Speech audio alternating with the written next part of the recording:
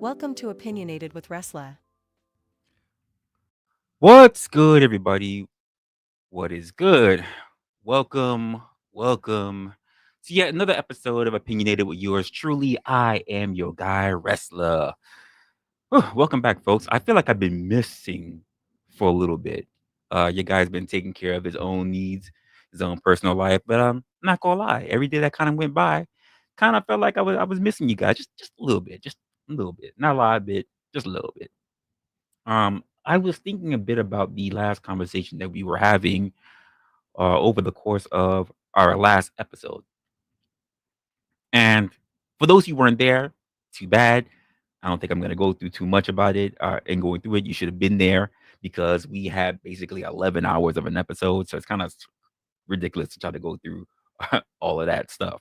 But there was a conversation, there were multiple conversations, by the way, that happened throughout the entire stream. But one that kind of got on that we were talking about was this idea of leadership. Because people, especially when we're here online, have this way different, way convoluted idea of what leadership is. And, there are different, the thing that I think people really lose out on is the fact that there are multiple styles, multiple approaches when it comes to leadership. Now, a lot of people don't like to acknowledge it, but there is. But I also want to talk about this idea of leadership when it comes to that of being online. So I think this is something that we need to talk about. That magical word of leadership. And by the way, the if you can see already from the subject, it's like is that leadership is not your birthright. Now, leadership happens to be one of those words that gets thrown around like it means nothing. Yet everybody wants to claim that this is something that they're it's a part of their personal title. You know, I see this not only online mainly, but I get to now see this happening in the real life, in the real world as well. And that's because of indoctrination or echo chambers or whatever. Because a lot of people are pulling the internet into real life. I go through social media and I see a bunch of dudes talking about natural born leaders, that there are naturally born leaders. And this typically falls into the areas of people talking about whether they are leaders because they have high testosterone or because they're alphas. But the idea of a natural born leader is not something that's prescribed to everyone. If you listen to people on the internet, they will have you believe that if you're not born with a high enough testosterone, you are not a natural leader. And I think that a lot of ways they forget what the term leadership actually means, the term leader actually means. So I think it's something we need to get into as well. When I hear these people talk about how they were built to lead, like they just came out of the womb with a crown on their freaking head and a conference room full of nothing but followers, I look at it as pretty much being comical. Here's the thing though. Leadership is not something that you can just inherit just because you were born a male, just because you can talk really, really fucking loud, or just because you read a few books on the art of war and strategies. Being a man doesn't make you, but being a man doesn't automatically make you a leader. Not, oh, I just said something taboo. Oh, whether it's in the boardroom or whether it's on the basketball court or whether it's in your household, you must be. Let's just take a step back from the talking points and the narratives. Let's get a little bit smart about what we say and how we say things. Because just like being tall doesn't necessarily make you a basketball player, leadership isn't always about what you do, or rather I should say it's not always about what you call yourself. It's about what you actually have done.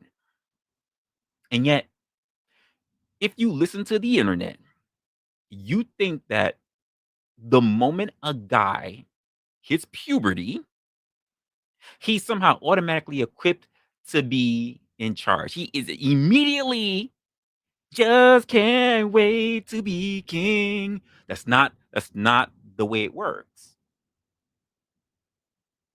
Just because he exists, people should just fall in line and listen to his every whim.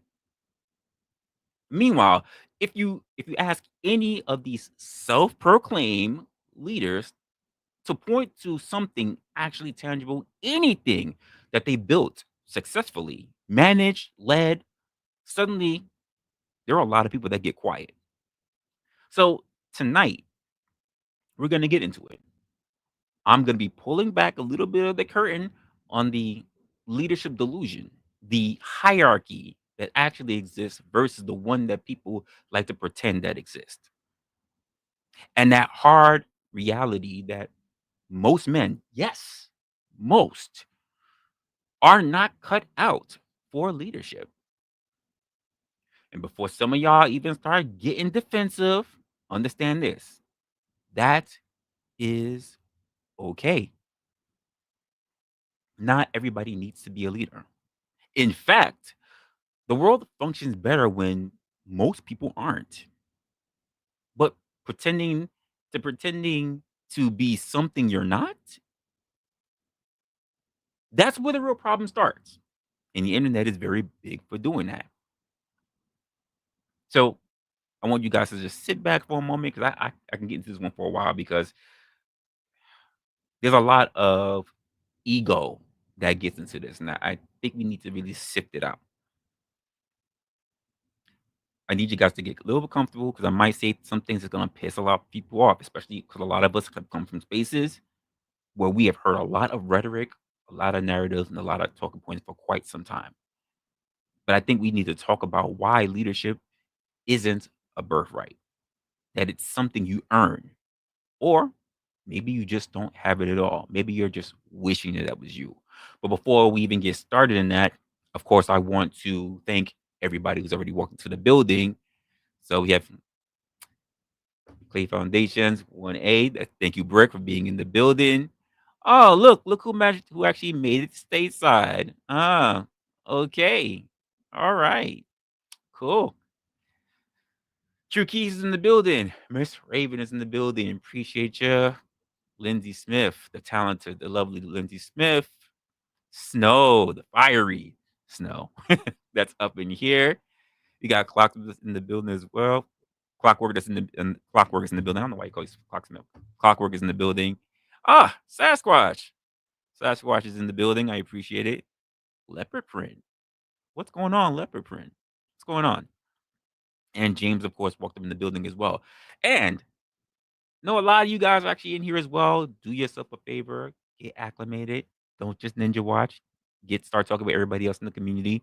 This is gonna be quite the discussion for some of y'all, and I want to hear your opinions. Kind of want to get to it. All right. So let me start off with what I would be considered to be my first segment here, which is talking about the leadership delusion.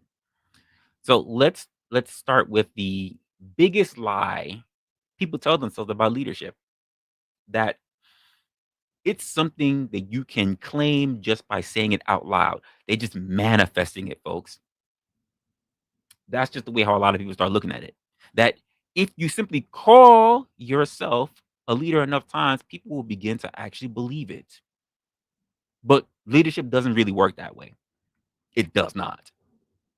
Leadership isn't about declarations. It's about recognition.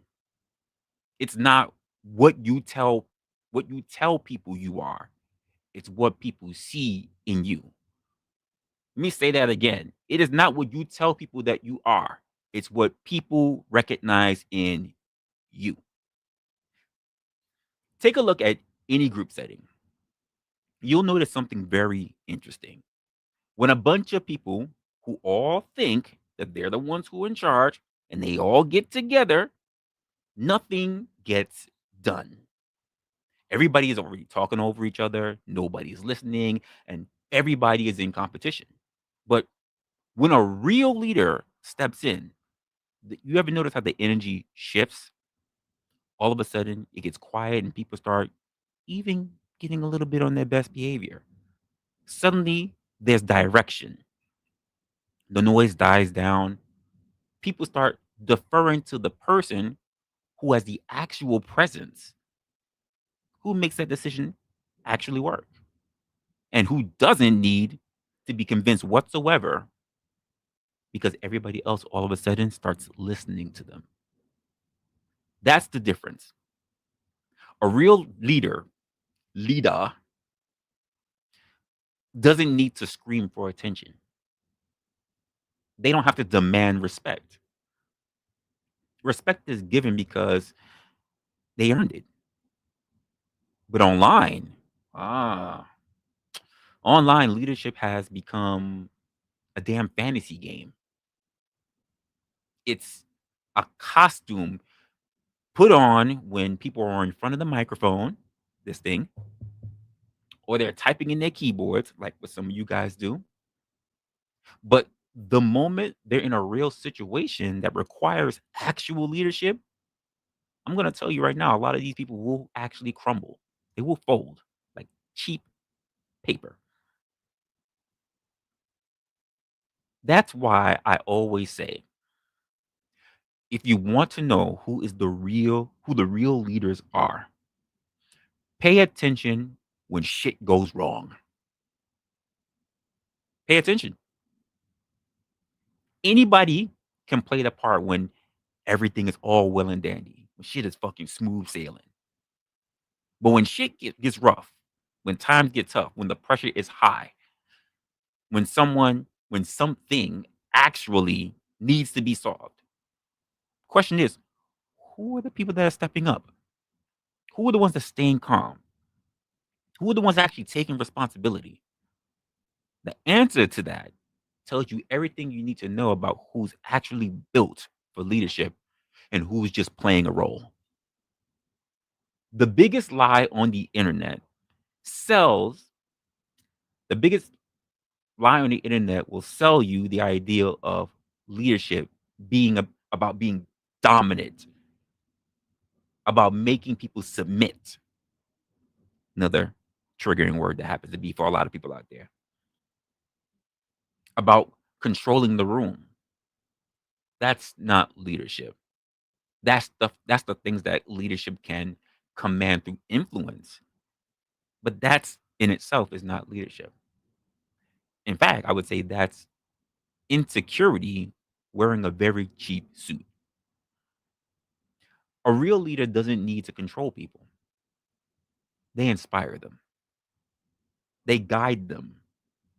They make people want to follow them, not out of fear or force, but because people recognize their value. And that's the key, value.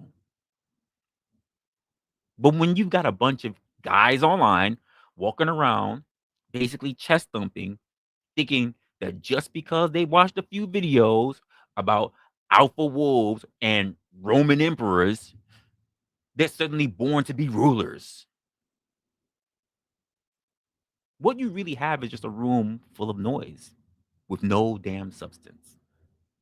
And that's what we've been seeing on the internet for quite some time now. A generation of men, I'm just going to call it out. Yes, you women are guilty of this too, but I'm talking about the room full of men because I don't hear a lot of women screaming out alpha. You guys are out there because I have seen you, but there's not a whole room of it. It's not blaring from the mountains. Let me just say it that much. But when you get these men, generations of them, like I said, with all of them out there calling themselves alpha, all of themselves calling themselves out there leaders, but they never actually did a goddamn thing. We need to actually have a conversation about people like that.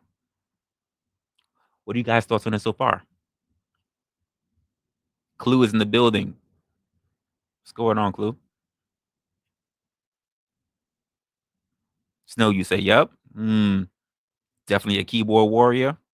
Got you. You forget what you were going to say? Uh-oh. It'll probably come back to you. Another thing.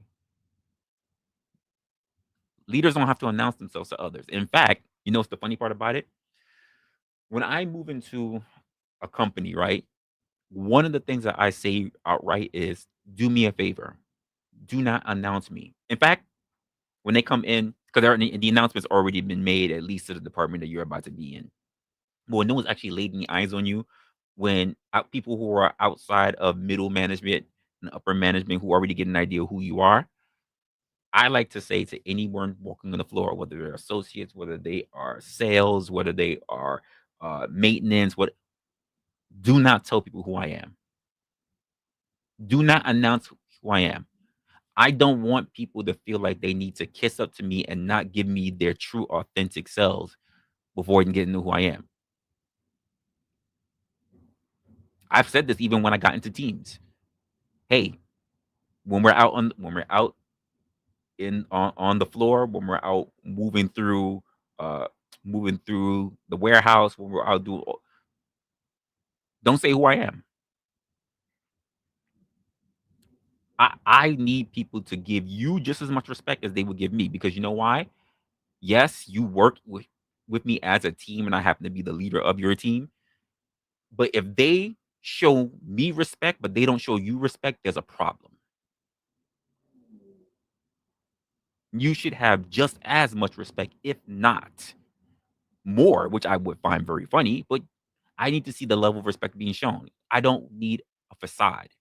I don't need pseudo respect due to my title. I need to know how people genuinely think about people in these positions. And then also, if I see that people are not giving you respect, why? Why is that happening? How have you conducted yourself? How have you shown yourself professionally to be at a point where people do not respect you? It's interesting. I have been I have worked I have worked with a team for the better part of almost 2 months. These people in the department worked with me for almost 2 months, waiting waiting on a leader to be appointed to the department, not knowing that a leader was already in their department for the almost the better part of 2 months. They just knew there was a new hire. When they gonna need a new leader? I don't know. I just got here. How do I know? Had the manager right above come in and ask me particular things. Hey, mind if I talk to you for a moment? Yeah, sure. People looking like, and she'd be like, you know what? He's new. He doesn't have some of the habits you have. He has different experience. I just need to know what he thinks. To the point where, here's the funny part, that department will look back and go, you think he's in here just to spy? You think he's in here just to spy on us? Why would a new hire need to speak to a manager? I don't trust them. People come up like, hey, why didn't he speak to you? And I would explain what the simple thing was or whatever. They'd be like, why? What's the concern? What's going on? Some people say they're not really sure what's going on. They feel like they can't trust you. They feel like you know them from somewhere. I'm just like, I just have different experience. And you really want to know what's going on? She needed someone's opinion that has not been here for a while. One of the fresh perspective, fresh eyes. That's all. And eventually that'd be okay. Until all of a sudden we now needed to have a department meeting, and I would start out with an evaluation, not of the people, but of the department itself, and then say, I just know how this is working from the department. Now, would you guys agree on this? Would you guys not agree on this? Oh my gosh, I should have known. I should have known it was you. I should have known. But they kept seeing a job posting, still waiting for someone. Why didn't you tell us? I said, I asked them not to, because I needed to see you at your best or at your worst.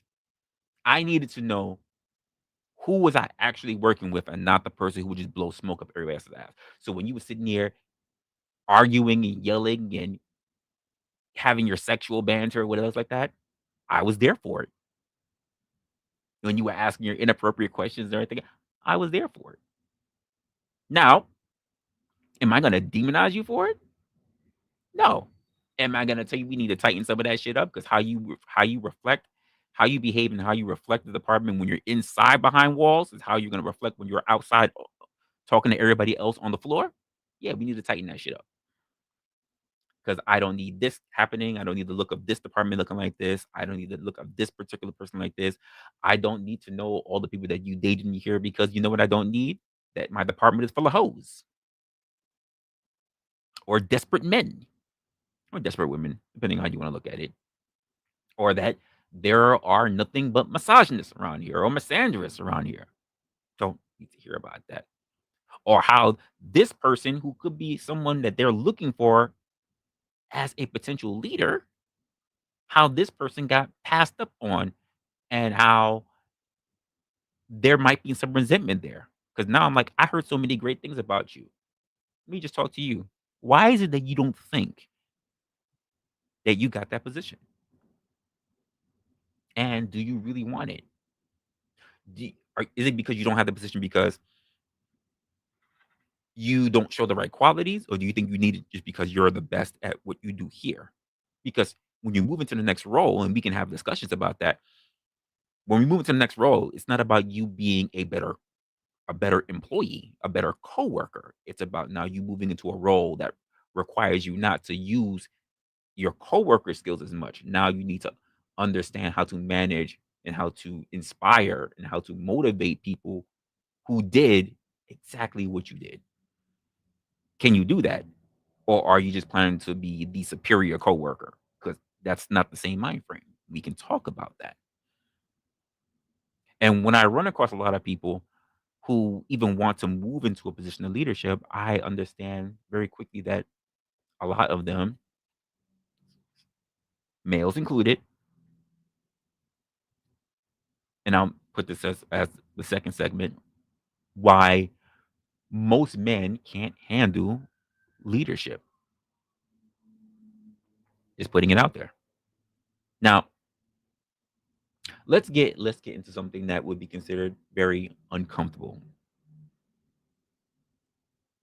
The part that's going to make some people defensive. But it needs to be said. Most men aren't built for leadership. Let me say that again. In fact, let me let it breathe.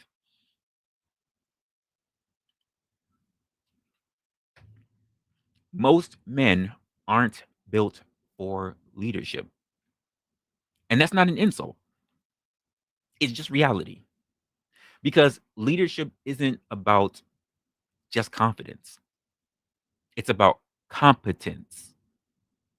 For some reason, people seem to slack on that last one. Leadership means taking on pressure. It means being responsible when shit goes wrong. It means taking the blame when the mistake happens, even if you're not the one that caused the mistake.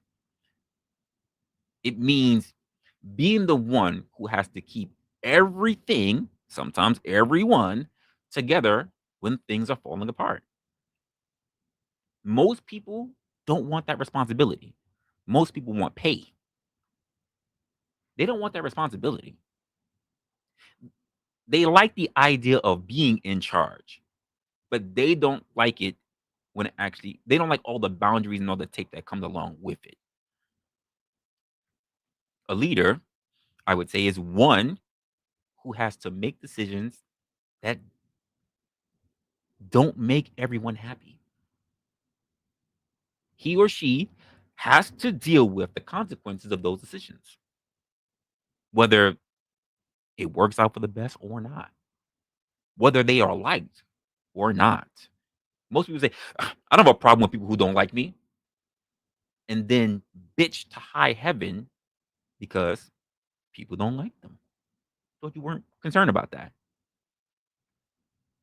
And more than that, he or she, now I'll just talk about the guys, he has to be consistent. Consistent to the point of being boring. Consistent to the point where your team,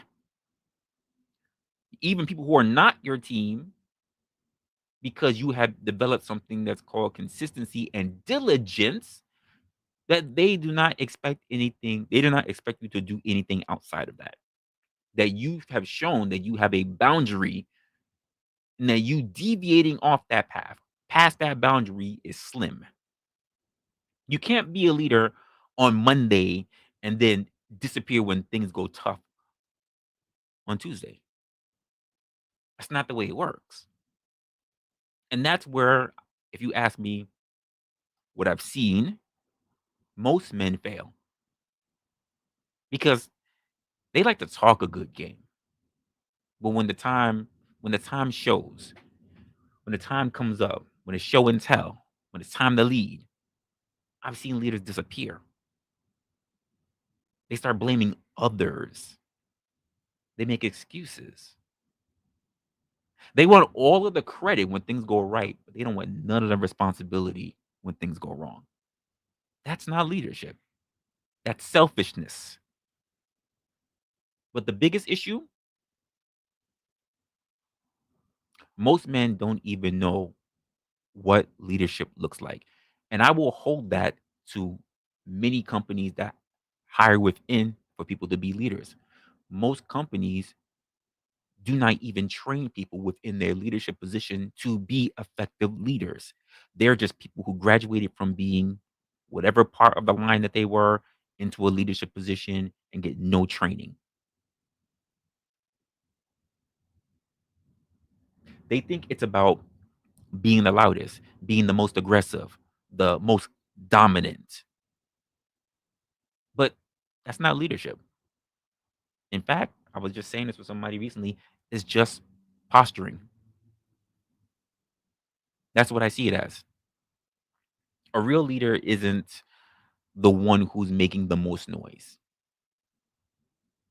They're the ones who's making the most sense. And here's the hardest pill to swallow, if I'm gonna just put it out there. Because I've already said it, and I'm gonna say it again. Not everybody is meant to lead. And that is okay. The world needs strong followers just as much as they need strong leaders. But instead of embracing where they actually fit in, a lot of people, I'm going to talk about the men in this one.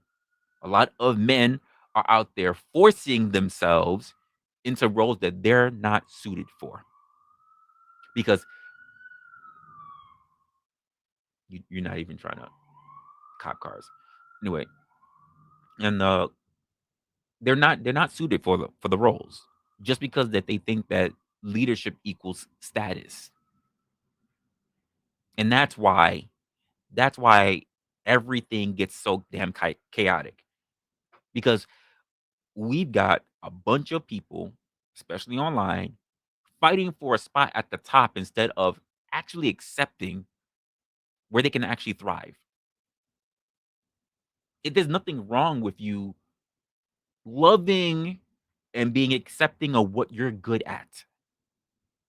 But the internet will push you to say that as a man, we all got to be at the top. We're all leaders. We're all alpha. We're all big dog.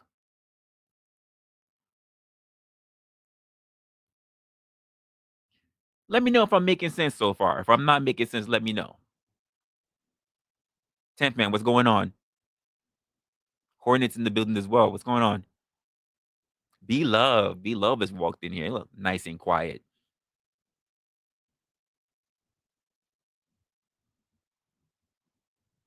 What have you done? It's a good spark. It's a good place to start all the time. And just like what have I done is always what am I not doing? Just as important. That's a fact. And you know what? That's a good thing. That's a good thing. Even if you're doing everything right, someone's gunning for your position. That's a great thing. If no one is gunning for my position, I have problems. Because if nobody is gunning for my position, either two things are going on. And two of them mainly lead to the one outcome. Either everybody is way too comfortable in that department, and that means I know shit is bad in that department because everybody's too goddamn comfortable. Everybody wants to stay still. And the second one is your position is cursed. Because that means people must have been cycling out of your position. That the moment someone was in your position, they got the headman's axe. And if you have a department that's already floundering and it's already at the bad, it's in the red line, and you're in that position, one leads to the other. You will get clipped. That's just what it is. If they're not striving to take you down, if they're not striving to replace you, if they're not striving to learn what you can learn, that's a problem. If I can do undercover boss, you know, some of those didn't. Some of them felt genuine. If what I can remember, I didn't really see a lot of that show, but some of them I saw seemed good enough, but other ones seem really bad. And when I say really bad, like it was easy to tell. Like yes, we knew who the bosses were, but it was also looking at some of these employees, and I'm just like, this dumbass. You can't tell that this person's wearing a really bad wig. You really can't tell. Like things like that. Like it just didn't make sense. So I question some of the things about that. I think there were some ones that looked good, and the other ones didn't really measure up. And I think it was really weird when you had like some managers or whatever within the same organization, not like chains, but in the same organization, but they didn't know who the guy with the top was. Wig or not, the face didn't change too much, so I don't get it. So there was something they were a little sus about what's going on.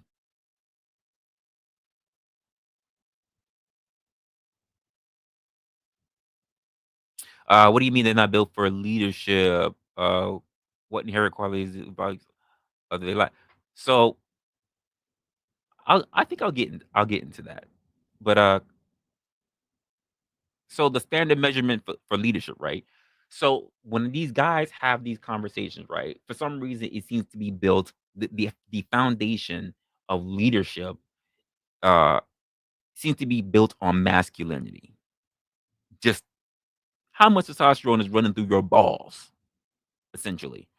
What your duty and purpose is as a male determines where your place is in life. When all we need to do is really look at nature's law, that everything comes in a hierarchy, and that regardless of where you are, if you want to look at wolves, if you want to look at, uh, like I said, not hyenas, because hyenas are matriarchy. If you want to look at, like there are particular families of hawks and everything, like there's only a spot at a top for one leader. Even in an organization, you may have a lot of supervisors, you may have a lot of employees, but typically you only have one CEO, not several CEOs. One. You may have a CEO, uh, you might have a CFO, but you don't have two CEOs. That's not the way it typically runs. Someone has to sit at the top, someone has to be disseminating orders to spread out throughout an organization. And I'm not even saying that that is the best person, because some people are not meant. Some people are really good at their jobs. They're not meant to be the guy. And I've said this a lot, even within my own career. I have never been comfortable trying to go for the role of the presidency, the top dog of all dogs. I don't mind being acknowledged for being the guy who is the best. I do not want to be in the position of the best. I say this, I run it the same way all the time. As people, is a great example. How many of you have ever watched what's the name of the show? Political show. Uh what, West Wing? Whoever saw come on, I know there's plenty of us are old enough. How many of you ever watch West Wing? I had no interest in being the president. Not the kind of role I would want. But chief of staff? I'm good with chief of staff. Never needed to be the guy in the spotlight. I'm always been good working behind the scenes. But a lot of people are being brainwashed to believe that if you are not at the very tippity top, you're losing because why? A leader answers to no one, as they so try to put it out there. If you are not at the height, the pinnacle of life, the pinnacle of nobody can tell you shit, if you are not on your, and you might just call it that way, the the the leadership, the fall, the wording of it is the equivalent of you bad girls. I'm bad all by myself. That's what the term leadership is. That's the way I see it as. Army vet, what's going on?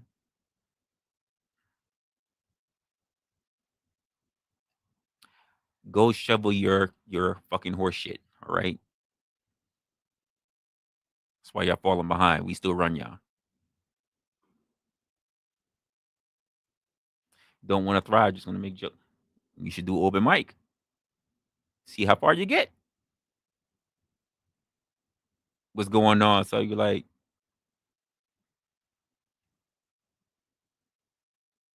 yep, sure did.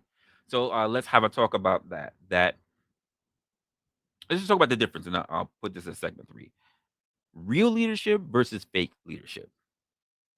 Because we got to be real about something that a lot of people don't want to admit.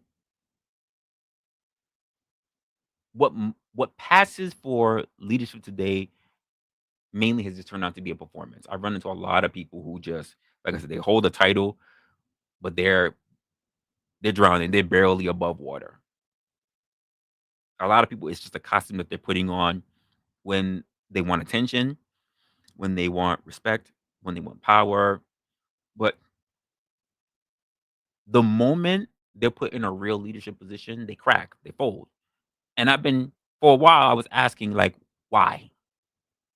Because they never actually were leaders to begin with. And there's also this thing about not seeking your own growth and potential. Because when you step into a position, well, that's also the thing that I've been trying to say as well, to them. When you get into a position and you realize that people are not really training you in the arts of becoming a leader, rather than they just want to hold you accountable when your team is now doing wrong, but no one's teaching you to be a leader, to be above being just a higher paid coworker, then it is up for you to make sure that you even if it means so, to go outside of your business to get proper training so that you can be able to hold your position. But like I said, a lot of people in leadership positions don't actually put themselves in a position to be leaders, or they've been put in a position due to money, but they were never actually leaders to begin with. They were just playing the part. I think it's something that we might need to break down. First of all, starting with what does a real leader actually look like? How do we spot the differences between someone who is a leader and someone who's just pretending? And I think I'll start with the thing that we all claim we know first: fake leadership. That performance of power.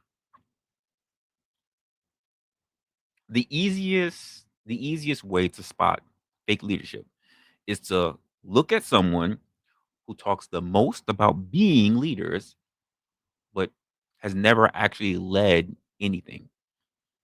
I've even met leaders that it's their first time in leadership, and I can't tell you how many times the word leader flies out of their mouth. So this is your first time in leadership, but they fly out and they're like, and then even if they've only been a year in it, and I'm just like, so what do you actually do with a leader? And they tell me everything that a coworker does, and I'm like, but what is it that you do? You oversee them doing exactly what you used to do. Oh, you oversee them doing what they did, but what do you do? And they tend to fall apart real quick. These are the guys who love to throw around words like alpha, or I've heard this one. This is one that we all know of, guys. High value. I heard that shit in a sentence. I was like, excuse me? High value, but have nothing to show for it. And this is something that even Sel, you like has even mentioned early on his podcast.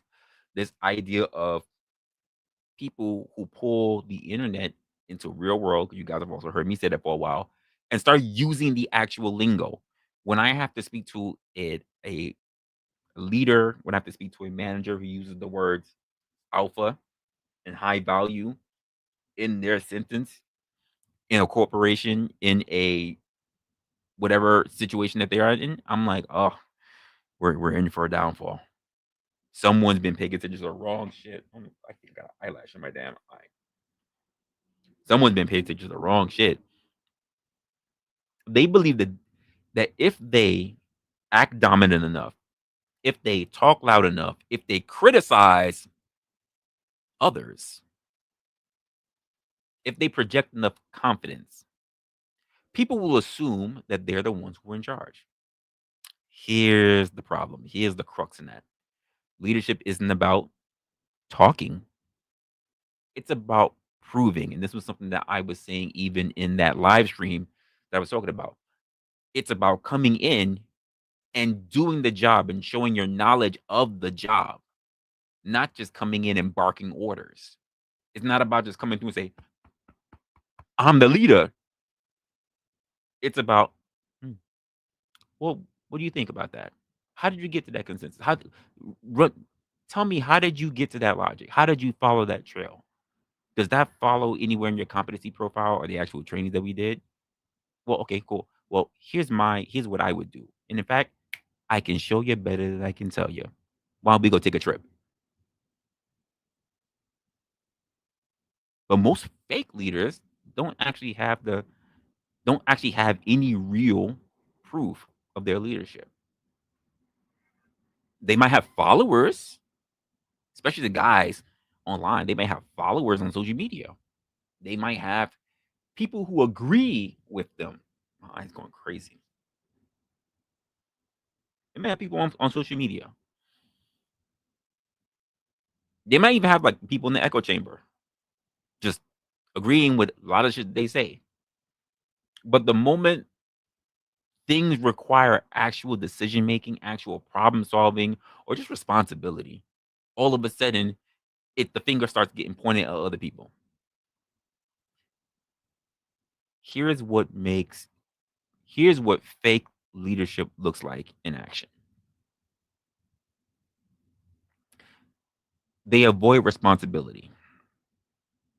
So a fake a fake leader loves the credit but avoids the consequences. If something goes wrong, they blame everybody but themselves. They talk about leadership when things are going well, but the moment things are under pressure, they disappear. I think about the ones that like to demand respect instead of earning it, which I'm 50-50. I've seen 50% actually want to be better and just don't know what to do. And the other ones that just think that they're just big bosses, big riches everywhere. Um, and maybe you guys have actually seen it. So you ever notice how fake leaders are always talking about how people should respect them? A real leader doesn't have to demand respect. People just give it to them naturally because they've already proven themselves through actions. These people who turn around and say that, you know, they deserve it, and I go, why do you deserve it? Because I'm better than everybody else. Better in what? And typically it's because they either have the role because they were referred to by somebody else or they came up through the ranks. But like I said, showing where you came from, showing how you got there, showing what you're doing now and what you plan to do next is very important. And a lot of them don't show that. I think of the leaders who like to lead by fear, not even inspiration. They don't motivate, they don't inspire their team. There's nothing that makes their team think that they want to do something next, that they want to move forward. It's a, those are especially the ones that do the whole rules for me, not rules for me, not for these things.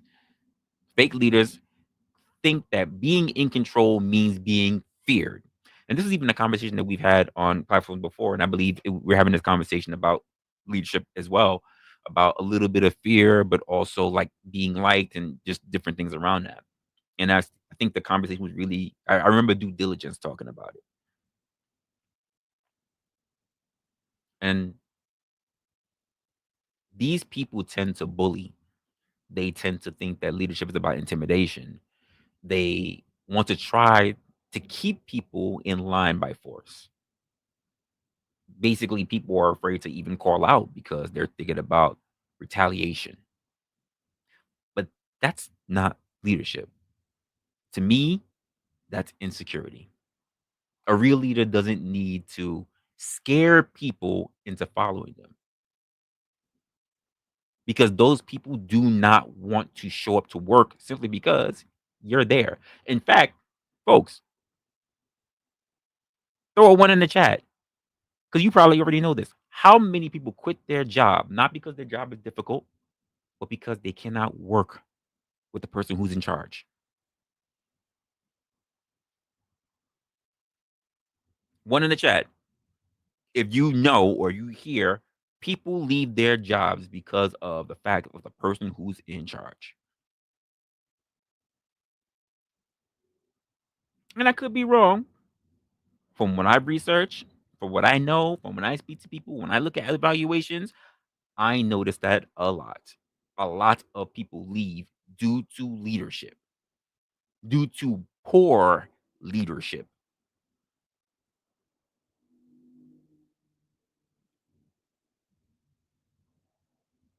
Due to poor leadership, a lot of people will leave because of falling out or because of nasty conversations or whatever. And typically, these are the people that I'm mentioning. Like I said, a real leader doesn't need to do that. They tend to inspire loyalty through character by, hey, you already said it. You already said it, Let's leading by example. They do the thing and other people think, holy shit. If they're doing it, why shouldn't I? We'll see how about that delusion. We'll see about that. I will always remember this one time where I had a team. We were just building up a new we were just coming into a new space, new build up, and we were looking at all the different compliance reports. We were going through a whole bunch of different stuff. We were checking out the structures, a lot of different areas. We were trying to make sure that we had good points and everything. But when it came back to our office, the team would do something very small but aggravating. See, this was a big buildup. It was mainly a empty building.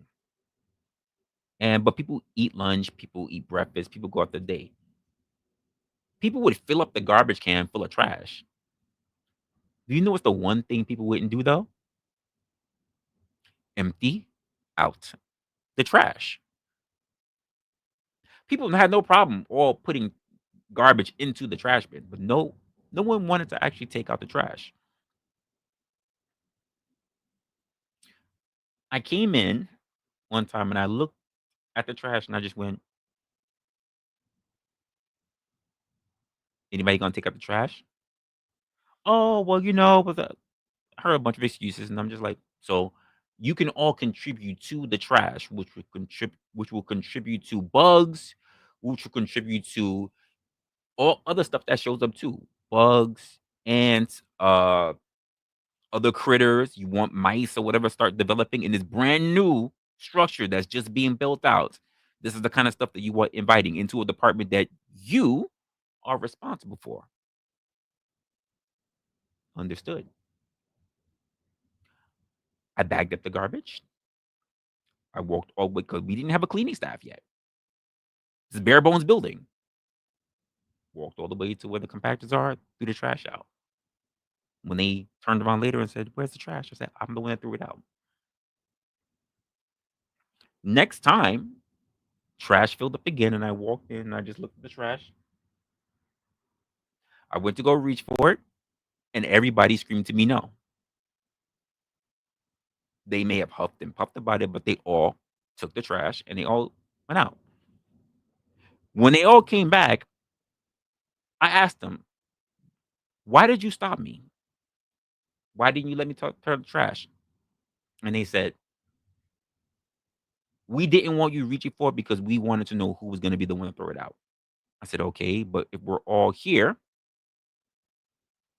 why aren't we all not? I don't give a damn if you do rock paper scissors if you just want to do it just to be kind, but because it's here, why don't we all take care of it? Why do you have to wait for me?" And the thing that came up was this: we felt the way because if the leader is willing to throw out the trash, so can we. Setting an example. It's just that simple. Now, you definitely had people who did the whole, and I think I saw it just a moment ago, not my job.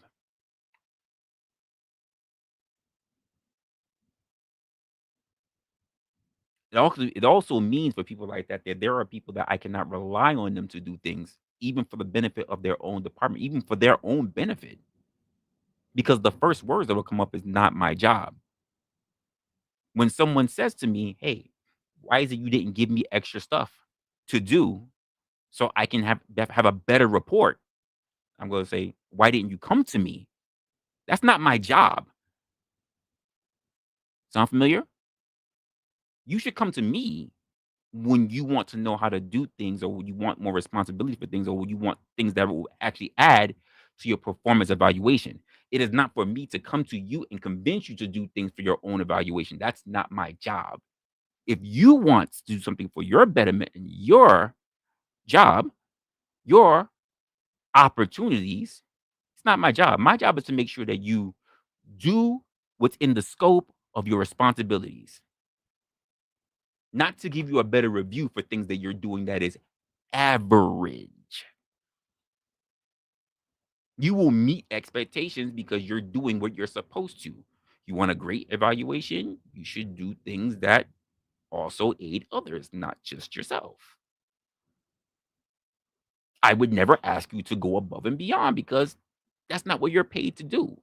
But for those who actually do want to go and learn other things and partner with other people and do other, that's how they wind up in better positions. It's not for me to come in and help you when you won't help yourself. And that's something that I see in a lot of leaders, which why people also leave because you know what they say? I'm stagnant. I'm like, has your leader ever opened up any path for development for you? Have they ever indicated to you that their job, that their door is open for you to be able to walk in and ask them for something? They go, no. My leader, my manager always looks like they're annoyed. Well, that's also a problem. Lack of consistency. Because one of the biggest giveaways for fake leadership is people who are inconsistent. They're happy go lucky one day. I say, listen, I say this to people. Even if I look like I'm in a shitty mood, my door's open. You come knock on my door. Most of the time, my door's open. But you can knock on my door and you say whatever you got to say to me. You ask me whatever you have to ask me. Because as long as I'm on the clock, you're. It is not a bother. It is not a burden for you to ask me things. That's what I'm there for. Do not knock on my door. Hey, sorry to bother you. Sure, that's why I'm here. Even if I'm in a shitty mood, that's why I'm here. I get paid to be bothered. I mean, I like it, but that's what I'm there for.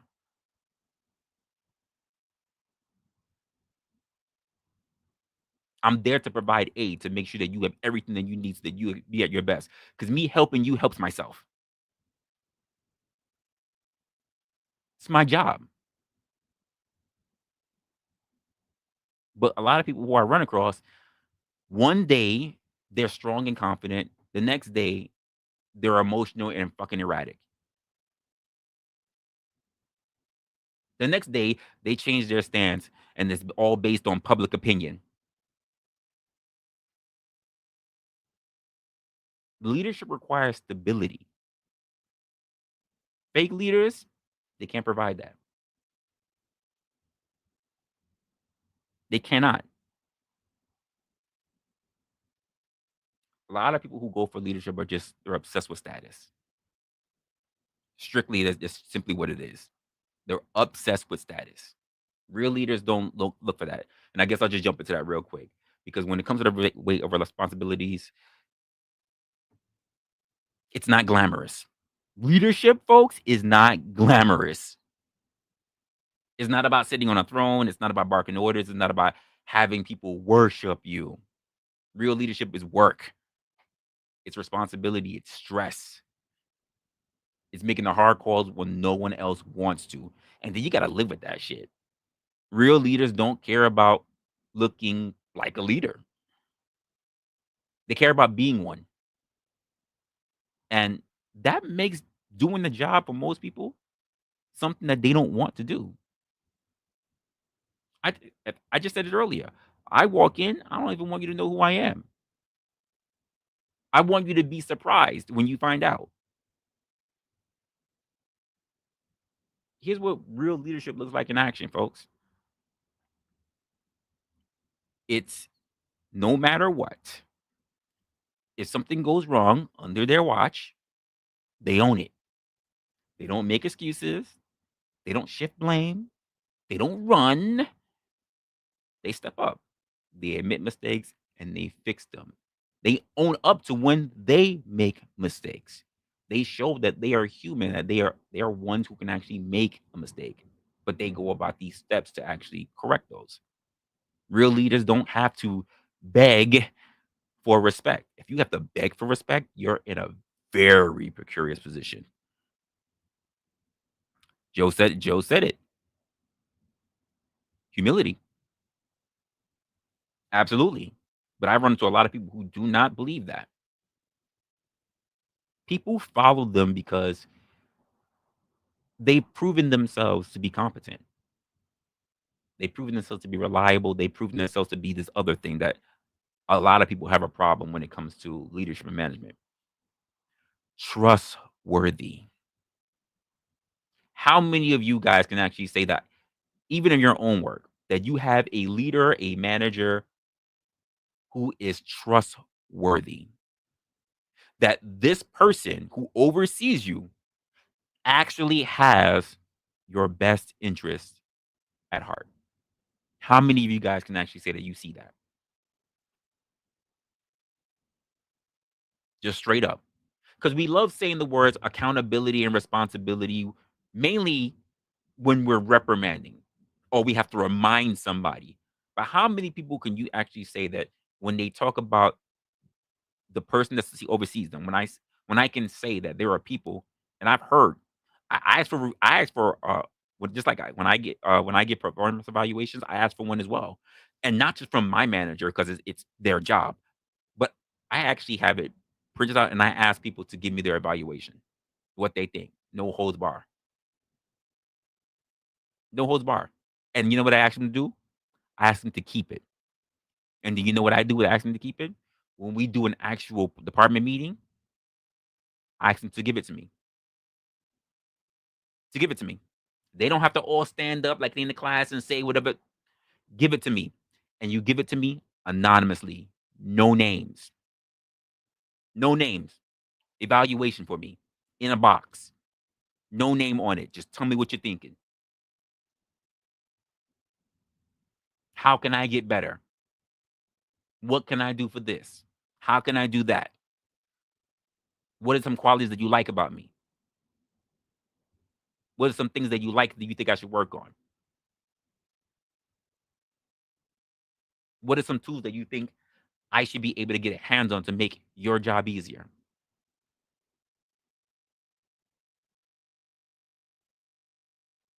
I don't demand loyalty. I do inspire it though. And sometimes I just wonder why. Because sometimes I don't expect it. And I think the reason why, because this is the way how it got explained to me. This is also part of the thing that has burnt me out. I prioritize others. I prioritize others over themselves. What do I mean by that? I look at their needs and I actually try to get them there. I get so pissed off at times because there are times where I get mad because if you are someone who works with me, right?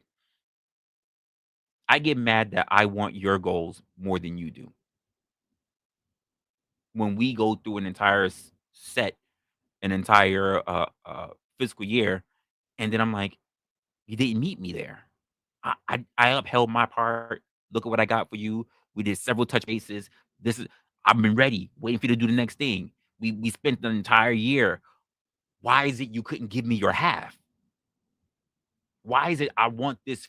You came to me. You told me this is what you wanted. Why? Why? Because now I did my part, but I'm not the one benefiting from it. I did my part for you. Why is it you didn't show me that initiative that you came to me and said you wanted? Why did you make me waste my time investing in you? Fake leaders are selfish. They don't care. Real leaders understand that their job is to serve the people that they are leading. And unfortunately, this also comes to the job, but they make sacrifices for the greater good, even when it's fucking inconvenient.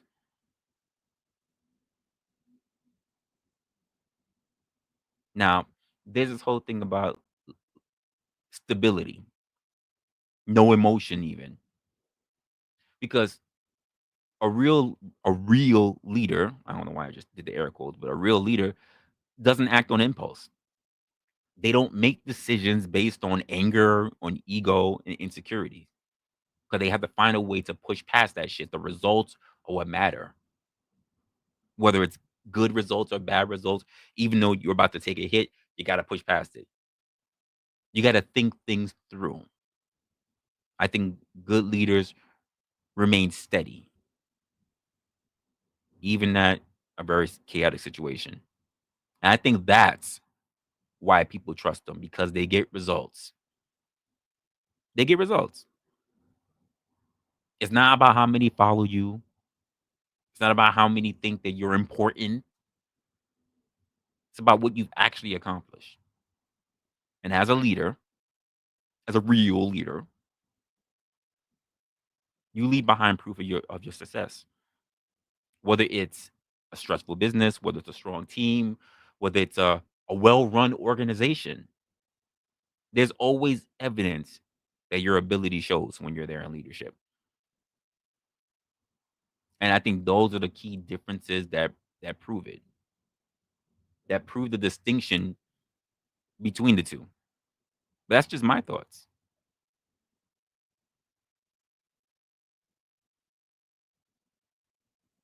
That's also very important. Identifying future leadership. I agree.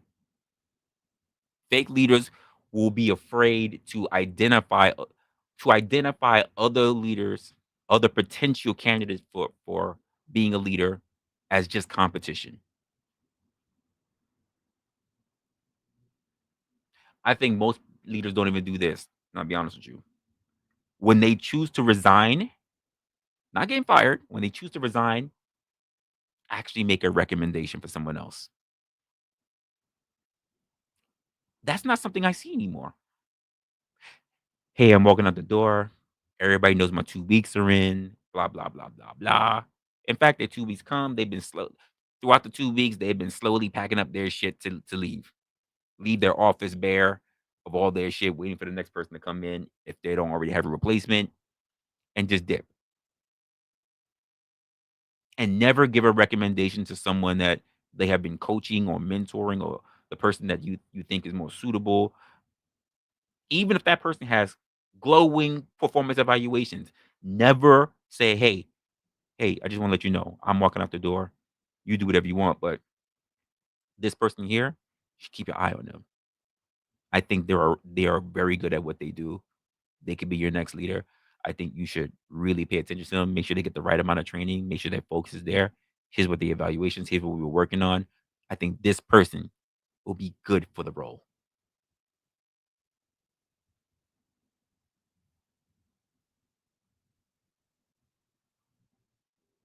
I don't see people do that. I don't see someone do it. And I myself, I have many managers and leaders rotate in and out, in and out. People did not do that for me. Had no problem relying on me to calling me at all type of day and night, calling me when alarms are going off, calling me about shit that they should have access to, calling me about shit, writing me emails. Hey, I can't tell you how many times I heard this. Hey, sorry to bother you, but hey, I hope you're not busy right now. Hey, I know that you're off the clock, but I can't tell you how many times. And practically every time I assisted, not getting paid. I can't tell you how many people relied on me, but never recommended me for anything. It had to be people who are outside of my department that all had to that all had to come to those other people in power and say, "Why are you not looking at him? His name is on all your paperwork, and he's not even a leader." This is before I was a leader. He's not even a leader. Why is his name on all the paperwork? Why is he sitting at all the important meetings? What's going on? Before people just had to say, "Okay, we'll look into it." And the funny part about it is that when I moved around and I actually was actually recommended as a leader, I was already traveling around to different areas. But the funny part about it is that people people who were actually in power, who moved those areas, finally, because they never did, finally looked at my resume and said, "This man's been in leadership for a long time prior to him when he was here with us. Why is he's not a leader already?" And then when they offered me it and I took it, blew their minds. Just what I could actually do. Now, does that mean that it's natural to become a leader? No. And this is the kind of conversation that we were having on that last panel. When we had the conversation of, and I was explaining it, and this was a conversation where even blind, there was a little bit of a disconnect of what we were talking about on the panel. I sat on a panel with a bunch of men, and they all claimed that they were all alpha leaders. And I said, I'm not. Now I can already hear it. What? Are you demoting yourself? Are you saying you're not a man? You're not a leader? You're not an alpha? You're not big boy? You don't run shit? And it's the same thing I've been saying to you guys. Not everybody is supposed to be in those positions. Not everybody can be glamorous sitting at the top. I mean, think about it. If everybody was a leader, then the ideal leadership would be average. It would be mundane. It would be watered down. And we would have to redefine what it means to be a leader if everybody was doing the same shit. So, what does it mean? Now, the way how they were pushing it was the idea that leadership is innate because, only those who are basically fucking Attila the Hun, fucking Genghis Khan, can be leaders in today's society because leadership sounds glamorous until you actually have something to do. I tell people, first of all, let me just say this, folks. If you haven't noticed, I'm a bit of a small frame guy. Don't have a lot of fat on me, mainly just muscle. I'm gonna sound like all my life I had to fight. Elementary school, junior high school. It wasn't until I got to high school where I didn't have to fight somebody almost every day.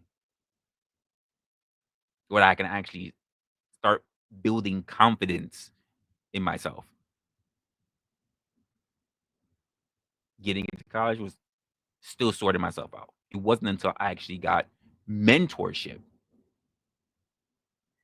from someone who actually saw my capabilities and started teaching me, who actually knew about leadership, where I was able to build confidence and become a leader. Is that natural? Is that innate? No. Was I good at getting in squabbles? Absolutely. Was I very good at and diligent at what I did and my job and everything? Absolutely. You couldn't tell me shit. I was the best at what I did. Did that mean I know how to talk to people? Did that mean I knew how to motivate people? Did that mean that when I walked into a room, I could say the right thing to get people to critically think? No.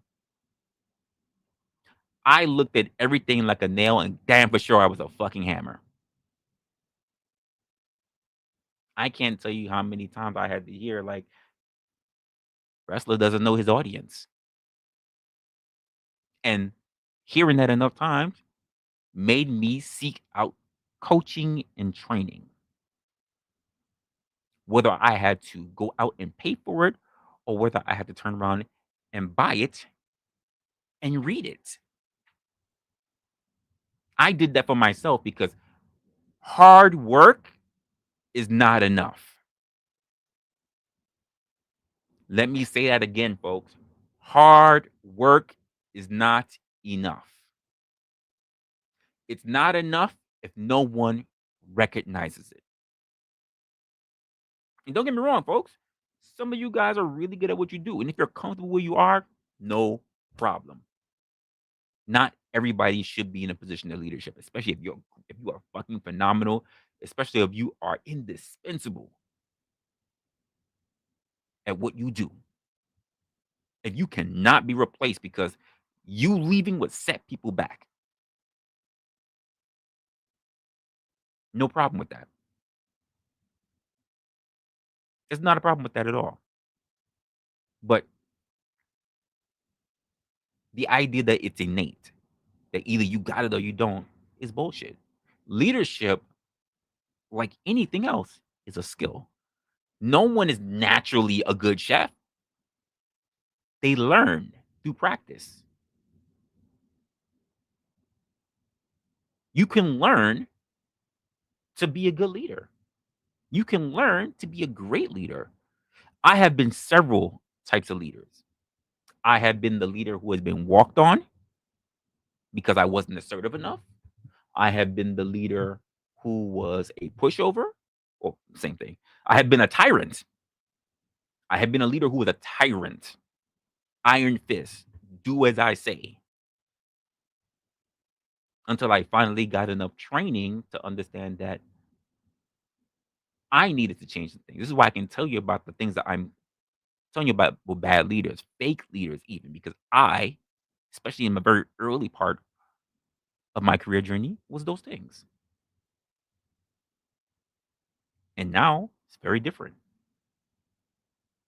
And I knew my style of leadership, the way how I am now, was effective. When the first time I left the job and people cried on my way out, worried that they would not see me again, begging me to visit. How many places, how many people do you know who have that? That they know your time, that when you say I'm putting in my 2 weeks, that they get the email and everything, and they still don't believe you. You're not leaving. Yeah, I'm leaving. Stop playing. You're not going nowhere. No, I'm leaving. And then slowly in that last week, when it starts hitting in that you're leaving, all of a sudden people want to buy you gifts. And I'm like, I can't, I'm not supposed to accept gifts. We don't care. Your last day, your day before your last couple of days, you better show up to work. Don't you call out and use the rest of those days. Don't just call out and just use your PTO. You better come to work because everybody want to do like a surprise thing for you. You better come in. I don't think that falls in line with a lot of people. It may fall in line with people who are retiring, not people who are just leaving. And that says something. That's when you find out if you really have what it takes. if you found your right style of leadership. The idea that when you know you left things better than how you found it. How many people would you love to get to that point? And again, long road. Definitely had to pay my way for it, which means it's something I had to work at, which means it was a skill that I had to learn to develop and cultivate. Sorry, it wasn't innate. Sorry, I just couldn't grab my nuts and then it just magically happened. But I'm really damn good at what I do. And another thing that people don't tell you is that leadership, it's a lonely road. This is the thing that people do not understand and people forget to tell you. It is lonely in that position. You're told you can't really hang on your team. You're told you can't really talk about the people. You're not incentivized to build a relationship with people inside the job because it's a power dynamics. It is a lonely place to be. Everybody thinks that being in charge means having power, influence, and even a group of people always backing you up. I have had departments that I walked into and everybody was cutthroat. Everybody was coming for my neck just because I was the new guy. He think he gonna walk in here and he gonna fucking tell us what to do. Every People didn't want to do their work all of a sudden. People was calling out, "Oh, I switched this with somebody else," and that person don't want to come in. Oh, whew, the higher you go up, the fewer people that you can really rely on. Thank you. It is. Don't think everybody's just gonna love you. I have had people call me. I've had people call me who totally just. I've turned entire departments around who came in cutthroat from the very beginning. And by the time I was halfway before I was going out to go see another place, I've had people who called me and say, "Hey, just want to let you know we're short in the team today. Hey, that thing that you set up, that we have this set up, da, da, da, we don't have enough people. I can stay if you need me to." And I'm like, you know what? They called me. They didn't say, "Hey, I'll stay, but that means I need this time off and this time." None of that happened. I've had people who call and just say, "Hey, I just want to let you know this person called. I'm willing to stay. I just want to let you know if it's okay to have this approved. I need to speak to whatever because I don't want you to say anything about me being overtime." They let me know. They didn't try to sneak the overtime in. They let me know, "Hey, let you know. You know you're gonna see it. I'm gonna let you know ahead of time. I'm about to be overtime. In fact, more than just be overtime. I'm about to be overtime by this many hours. I wanted to let you know because if not, I know that you're off work. I'm telling you, I'm willing to stay because I don't want to drag you out of bed. Can I do it?" And God forbid the next person calls out. "Hey, I'm just gonna let you know so and so called out." And I'm like, you know what? You did me a solid already. I'm coming through. No, I feel bad. I could try reaching out to everybody else. That's not for you to worry about. It's not your job to find replacements. It's my job to find replacements for you. It is not your job to not burden yourself, especially while you're on the clock, to find someone to do what they're supposed to do. That's my burden. I just thank you for giving me a little bit more time. Because the truth of the matter is that if I had come in when you first called me to wake up and I got there, that person would have called out on me and I would have been stuck there all damn day. Thank you for giving me some reprieve. I'll be there soon. Do you understand how much appreciation that comes with that?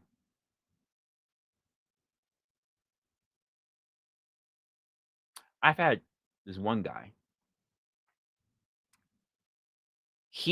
When I first walked into the department, all he kept talking about was the fact that he's been there for a while. He wanted a raise. He's been there for a while. He's wanted a raise. Y'all don't pay me enough. I want a raise. I spent about a month studying him. I studied him. I looked at his social media. I talked to other people who love to talk to him. Guess what I found out? The man was a Giants fan. Giants fan. I went to management, said I have a coworker, explained what my situation was, explained that he's pretty decent at what he does, but he keeps walking around, and for what I understand, for a while, talking with coworkers, talking with people in the department, talking with people with HR, that he's been demanding a raise, demanding, wild, but demanding. He kind of meets metrics. He's not really below on his stuff. I have an idea, and I want to know if you will assist me in it. Just so happened the Giants were playing somebody, I can't remember. Scored this guy really nice seats at the stadium with the help of the company. I wasn't paying for it. We were able to pull forth a ticket. Not only was I able to recognize him as a coworker of the month, but then on the side provided him with 2 Giants tickets. That man damn near trashed the department. He was so goddamn happy. Never asked for a raise again. Not while I was there.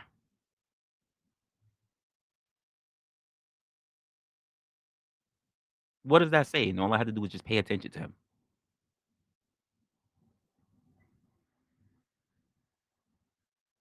Losing his shit. I remember he came out of he was jumping so hard he came out of one of his sneakers fell off while he was jumping.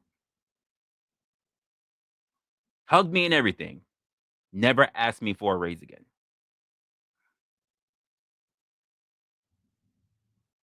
Just for paying attention. He went to, I think he took his brother with him. Came back and at least for a week was just talking about the Giants game.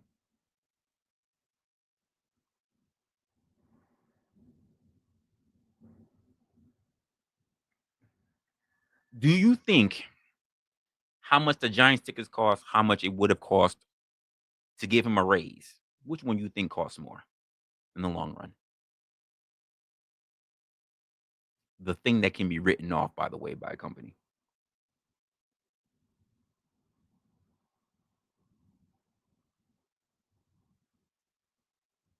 I'm not saying that everybody should do this, but if it's in your power to reward people, even if it's a strategy to be able to safeguard the company in the future, why would you not do so?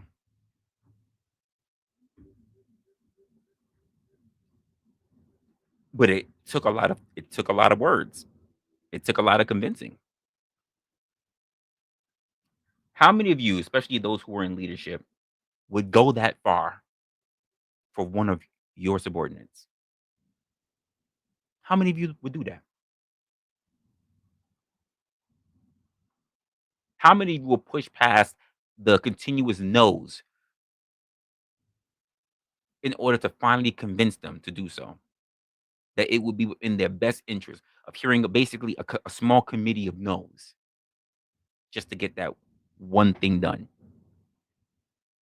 How many of you would go that far? Agreed. People will know that you appreciate it. It's the little things that count. Here's something that I was taught by a motivational speaker. His name is Jim Rohn. Everything matters. Sure, some things are more important than others, but there's nothing that does not matter. Everything matters.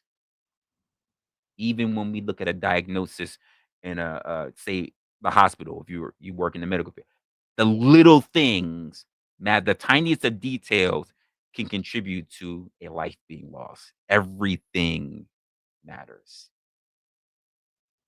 And as leaders, you have to be up there. You have to be paying attention. Because the truth is, the moment you stop making the right decisions just to keep people in line, you stop being a leader. Now, Again, I have definitely found myself on wrong sides of the tables, even in leadership, because I would not play ball and I would talk about and not agree with the things that everybody wants you to get along because it's business first. I'm a kind of person that I actually look at employees first, whether it is an insurance thing, whether it happens to be a retail thing, but because I have to say this to even the people, there's no the idea that you would think that your products are more important than the people who are selling it is asinine. Because if the products were that important, see what happens when no one's in that department and anyone could just pull anything off the goddamn shelf. This is the reason why your Walgreens, your CVS, or whatever has to lock everything up. Because anybody could just walk the hell out the door. If somebody has a question, where are they gonna get that information from when there's no one to tell them what is what? How many times at us, all as consumers, how many of us want to buy something to realize we got the wrong thing and go back to a store to get that thing and then leave and then hope that the thing that we got is now the right thing? Many of us don't want to keep making different turns. You said because they aren't original?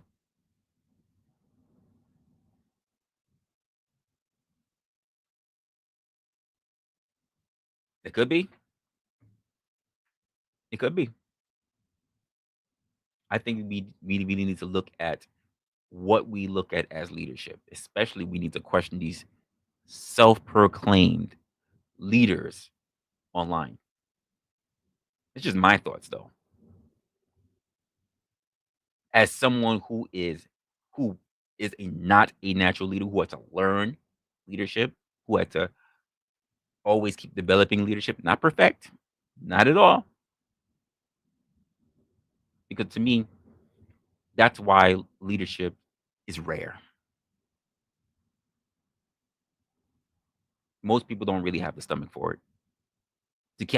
To know that once they're in a position, they have to keep working at it. The moment things go south, they have to look for someone else to blame. How many times do you hear this even as a leader? Oh, so and so didn't tell me. Did you know you needed this thing? Yeah, I was waiting on them. Why were you waiting on them? I have gone so much when I worked at a retail facility. If people in my building couldn't tell me, I would call other stores in other states to talk to people who did know.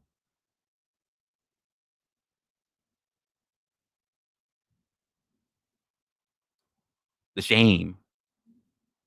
I've endured being ridiculed. You've been working there and you don't know this? Yeah, I don't. Can you help me now? You guys really don't have that? We don't. Can you help me now? I understand your place is phenomenal compared to ours. We would just like to get to where you're at. Would you mind sharing that information with me now?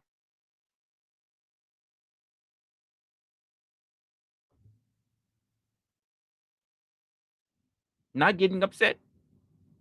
Not say, fuck you for talking shit about. No. Who do you think you are? But no, not that serious. I'm on the clock, same as you are. I need information. Can you provide it? Yes or nah? I mean, and not for mention, folks. I'm from the East. So I'm used to everybody wanting to chew you out while they help you. As long as you help me, as long as I get what I want in return. The idea that people will get offended at getting chastised for things that they don't know in order to make them better. If you have a problem with that, that's not leadership.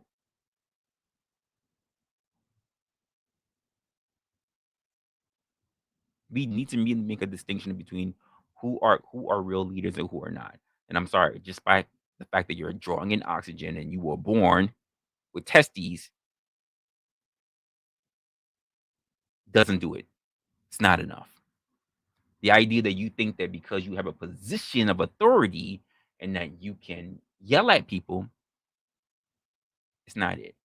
Just because you can turn around and make a schedule and you can be petty and disregard people's actual lives doesn't make you a leader. Makes you an asshole. You have to be okay with having everyone's problems on your back, whether they are having housing issues, whether they are dealing with domestic shit that you learn about, whether they are sick, whether they are dealing with cancer. You got to take it all on. It means dealing with situations where there's no easy answer, where no matter what choice you make, someone is going to be upset. And it means waking up every single day knowing that if you fail, it's your fault. I think I really needed to bring this home for people who believe that they understand what leadership really means, what it really entails. Because I think a lot of people think of the idea of leadership being in a household, leadership being how they think they are the Jesus of their crew, but have never really been in a position where, regardless of what happens, it's all on you. That you have to actually have the mindset of just saying, all my accomplishments that happen on my team, they're not due to me. They're due to them because all my work has to be on them because when they look great, I look great. I can't be great and they look like trash. It's not the way it works. You can have all your shit together as a leader or as a manager. If your team looks like garbage, good luck to you. Good luck.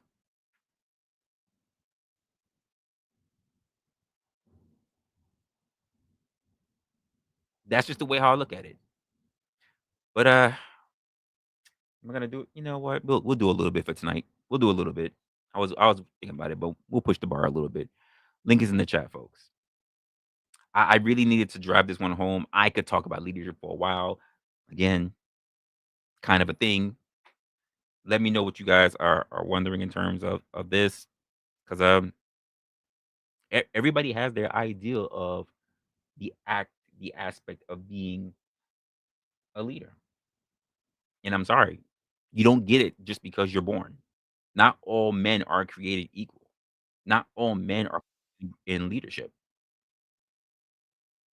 Here we go. Oh, you delusional jerk. No, I'll give you 60-40. I'll give you 60-40. 60-40. 70-30. How many men are supposed to be in leadership? It's not that simple. The answer is not that simple. Is that what we hear online? No, they're just saying. Well, everybody doesn't have the wherewithal to articulate it, but there's different forms of leadership. There's leadership by demand, and there's leadership by command, right? And different ways to lead, right? Different styles, right? Some leaders are assertive, some leaders are by example, some leaders are like to delegate, right? Or some leaders like to give great speeches and give people, aspirations. You know what I mean? There's like Martin Luther King, right? More of an inspirational leader, right? Or then there's that's the leader by demand right there. Now, leader by command is, you see that things are in chaos. You don't like the way the current regime is doing it. You get your couple of enforcers, get you some shooters. You go and take this shit, right? Would you? I just want to know something real quick. Would you? And you can just take it any way you want. Just want to know your thoughts. Would you agree or disagree that most people who believe that they're leaders only have one style of leadership? Yeah.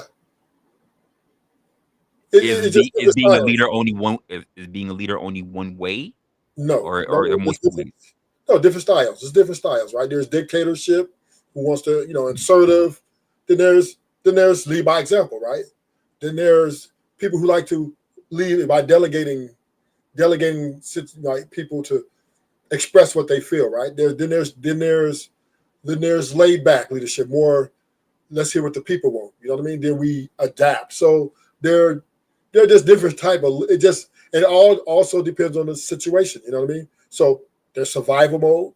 There's structural things that need to be done. Like if you run a company, you need management, but leadership abilities to able to make sure that that things are get done. Now, this is where I had disagreed with you. This is 30% I disagree with you on. When you said Go for it. the statement that leadership does not need to be fear. There shouldn't need to be no fear or presence of fear. And that's where I have to disagree. That's why I have to push back. To be an effective leader, in most cases, I'll say 98% of all cases, there has to be a healthy fear, right? There has to be a healthy fear of consequences. And to be an effective leader, you need to be able to enforce when sometimes things get out of place or people get out of line, right? That's like, for example, you run a company and dude wants to take a break when he wants to take a break. But when there's rules in place of the structure which the leaders is applied, well, you take a break when the set times because whatever. And some guy says, well, I run my own program, right? Now you need to enforce by either write him up, do it through the process and then terminate him. But this is what keep workers in check, right? By, if I don't follow the rules, I can be terminated, which is a fear, right? Because most people have bills, they got their life in order, and if you fire them, it could be catastrophic in the structure of their life. So there has to be, pretty much to be an effective leader, you have to be able to enforce. So there needs to be a healthy fear. It just some cases more, some cases less, depending on what it is. Everything ain't created equal. But, fear has to be it has to be. This is why police don't, if a woman or a man call 911, because police most likely come to lead the situation. They come with guns. They're not they're unarmed, right? They don't even let security guards be unarmed anymore, right? Every security guard has guns now. Because, right, you get in a situation, you have to try to lead the situation. You need a sort of, sort of type of fear, right? That gun on the waist is saying, if you get out of line, you can be dealt with. So, yes, fear is a healthy part of leading. It's just, there's no way you can be this is why the households is breaking up. This is why the families are breaking up, because men can't be effective leaders. Because why? If you scream at your wife too much, he's misogynistic. I feel threatened. If you yell at the kids a little too hard, they go to mom and then they get the people, right? So, people, the household is in shambles because there is a question of dynamic of who's leading, who is the women leading, is the man leading, right? The equality, the kids got their say. So it's just there's a lot of unbalance going on. And because of the way the structure of America has empowered the family over the husband, the leadership is challenged, right? And this is where you have, I would say, conflict of interest. So that's just one part, and that part right there. What's good, Brick? What's good, brother, man? Fuck you, Brick. This is how I introduce myself. I went long with this one, but it's more in my wheelhouse, so I wanted to make sure I was very clear. Yeah. So my view of things is actually a very similar view. I've certainly been in positions of leadership. As far as to kind of push back a little bit on what you were just saying there about fear. There's healthy fear, but fear through intimidation or fear because of punishment is not that healthy fear. Fear of disappointment is a healthy fear. Yeah. Yeah. I just want to clear that because ultimately, you can fear a punishment, but what's going to happen in the end, it's not long-term good. You will despise your own position because of the lack of concern of what the person who's supposed to be the leader is doing. But I really liked the point you made about nature's law. That one just drove it home for me. I know it was early on in the program. You mentioned it, but with Hierarchies. nature, yeah, hierarchies, right? So boundaries, right? With any position comes a boundary, and a lot of what we would call fake leaders do not understand boundaries and do not understand that within the wheelhouse of any position, even the follower position, right? So in order for you to become a leader, you must first be a follower. You must learn how to be a follower. You must learn what the boundaries are so that whenever you get into that position, you can teach if it is your position, because sometimes it's not even your position to teach. Sometimes it's your position just to do, right? So for me, I'm lawn maintenance, right? And in a dirty, gritty type of job, leadership, teamwork, it's absolutely necessary. You have to have it. You cannot get by on your own. You can go out there and get your own jobs and then do those jobs, and you can be successful doing that. However, if you want to produce a company, right? If you want to increase that profit, if you want to increase the company and the if you're doing it for community, if you're trying to be a leader, right, then you're going to teach others or just simply do. And that's a very difficult thing to do in labor jobs, which I don't know how many labor like that type of jobs, but you mentioned you've been a cook that you've done. I've worked in the kitchen. Yeah, you've worked in the kitchen, so you know about labor in that instance. But when it comes to like the corporate world, I might not be the best pick for a leadership position. And so really for me, it comes down to what needs to be done. So what is the job? What is the task at hand? And so the leader is not necessarily chosen. He is just doing what is necessary at the time. And then people simply follow. It's not about, who's the leader? We got to find the leader. No, he's just the leader. It's just the attribute that he has learned to do. I look at nature's law because my reference in nature's law is every ship needs a captain. Now, if the captain is not doing his job very well, then that's where mutiny comes in. But then the mutiny comes, and then, of course, a new captain has to be chosen. Who's going to be the best at that position? Well, it's the guy who steps up and does the best for everybody, who leads. He just does it. And he's not really chosen, except for that a vote might occur, but rather that the men choose to follow. It's not that he's been chosen, it's they're choosing to follow, and that's what makes him the leader. I would say that so a lot of your points you made were very good. One of the things I was saying is that the person who also gets chosen, or no, rather, who is chosen to who people follow are the ones that when a situation happens, they're the ones who take charge. What's the thing that we see, the simulation that we see when a situation takes place? Everybody's looking at each other, who's wondering who's the first person to step forward. That person who steps forward, that's your leader. Well, I mean that's nuances to that, but you're right. But No. But so for also instance, even if we look at wolves, right? The pack leader, the alpha wolf, is not chosen out of birth. It's chosen because they are the most competent, they are most skillful at hunting and tracking. It's them. yes, I'll even use it in this way. If we were in a food court, right?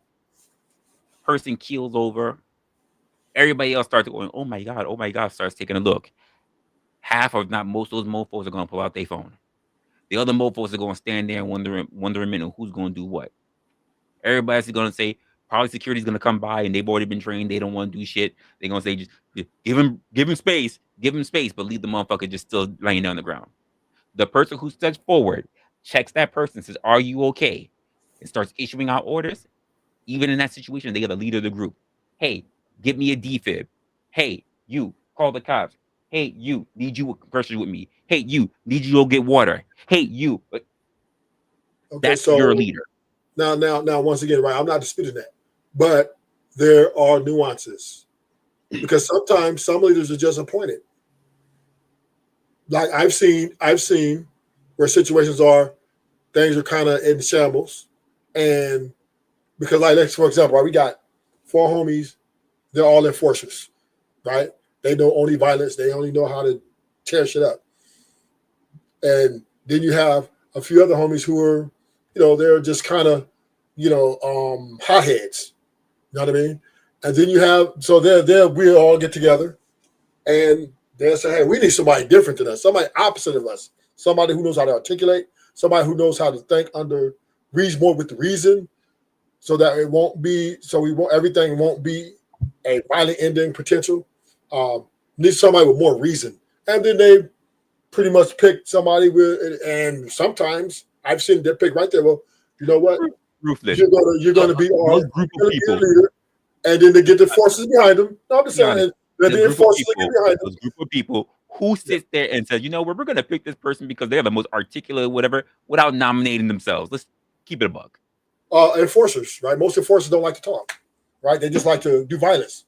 So they most enforcers don't like to talk. Yeah, they don't like. You have to be able to talk. No. I mean, not that type of talk. I'm talking about like talk to people and convey messages, politic stuff like that. They want de-escalators. They want brutality. They want brutality, right?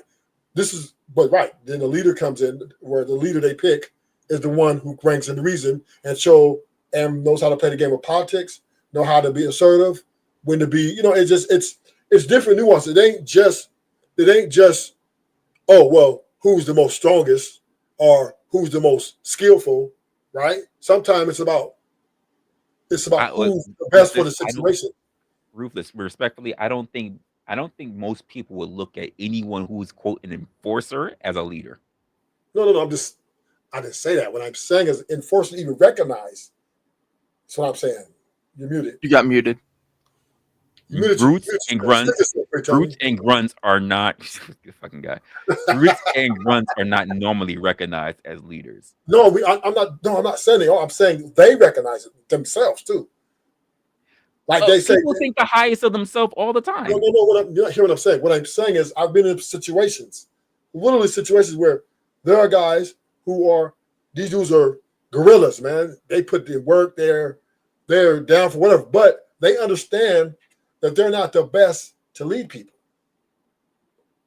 and that's fine. And they observe, and they look for people who are better suited at communication, at being more balanced and even-minded to go into that position, and then they get behind them, right, and say, okay, this is our leader, and if anybody disrespect him, because he may not be the big bad dude, right? He might be only 160 pounds soaking wet, right? He might not have the aesthetics of a leader, but he might have able to articulate and able to have an even mind during chaos. And they'll say, okay, we'll get behind this dude and enforce for him. And if anybody disrespect his leadership, we'll crush you. So that's one form. I'm not saying that's the only form. I have a problem with that.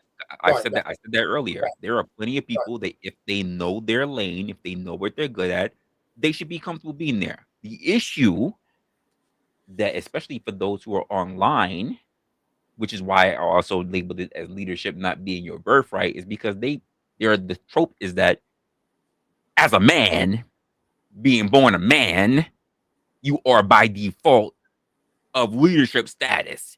And you should be pushing a leadership status in all things. But that's mostly for the women. The guys, us men, yes, us men. It's not just for the women.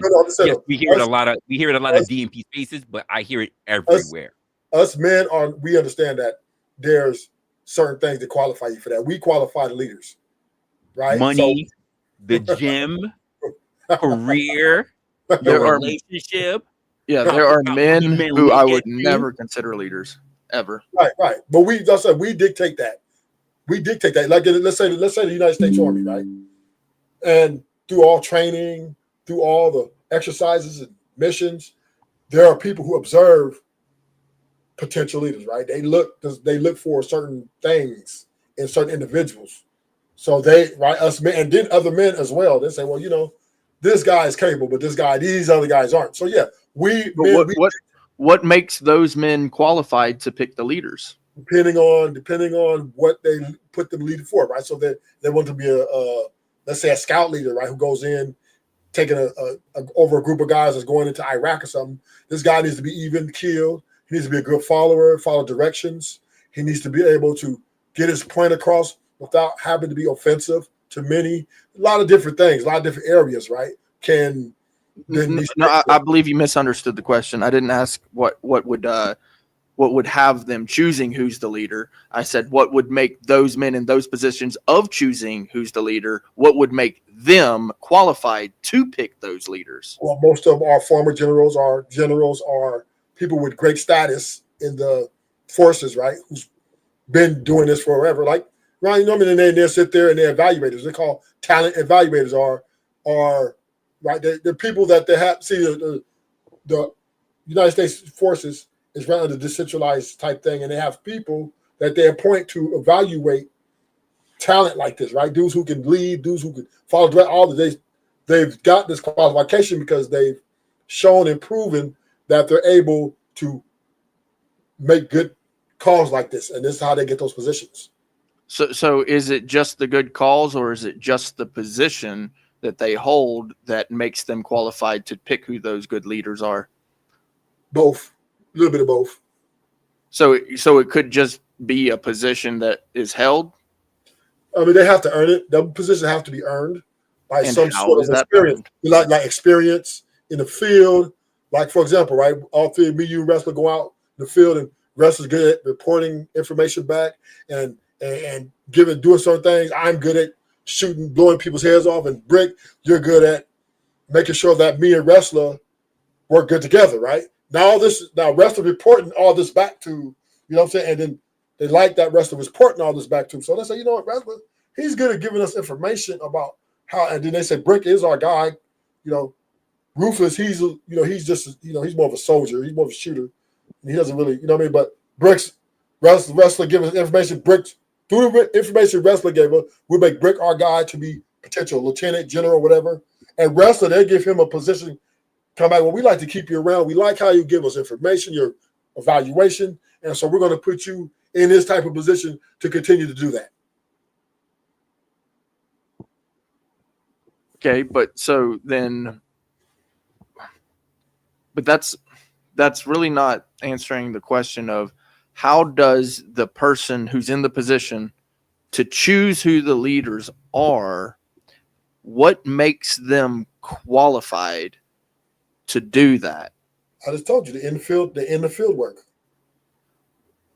Well, I mean, I appreciate it. It's fair enough. You've answered the question. You have as best you can.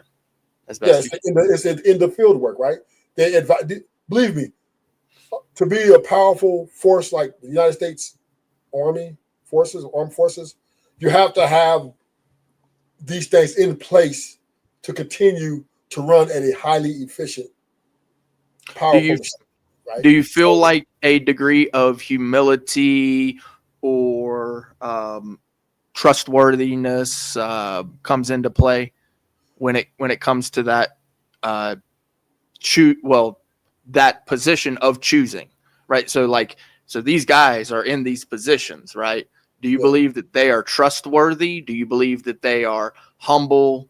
Do you believe that they are loyal? These types of ideals that perhaps somebody who isn't qualified might not possess such a strong ideal. Well, that's for the provision of evaluating whether to be good future leaders.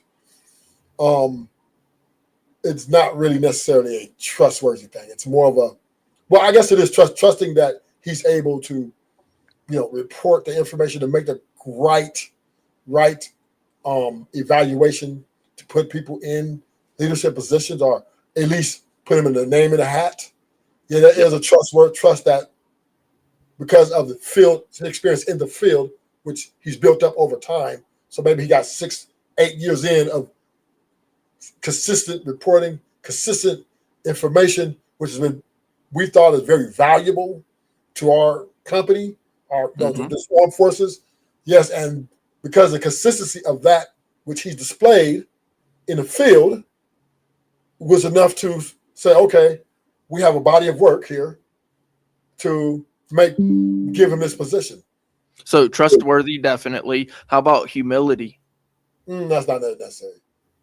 So when the followers are following, right, and they're falling behind because they're not able to keep up with the leader because he's the leader, of course, and he doesn't look back, is looking back humility? So now you okay. So we're going from the evaluator versus now the actual leader. So we're changing. Well, yeah, because ultimately, if he's the evaluator must be a leader. I mean, that's kind of he could be a follower. So let me give you an example to your point. So we're all in the field, right? We all in the field, okay? And Resla is longtime friends with the general.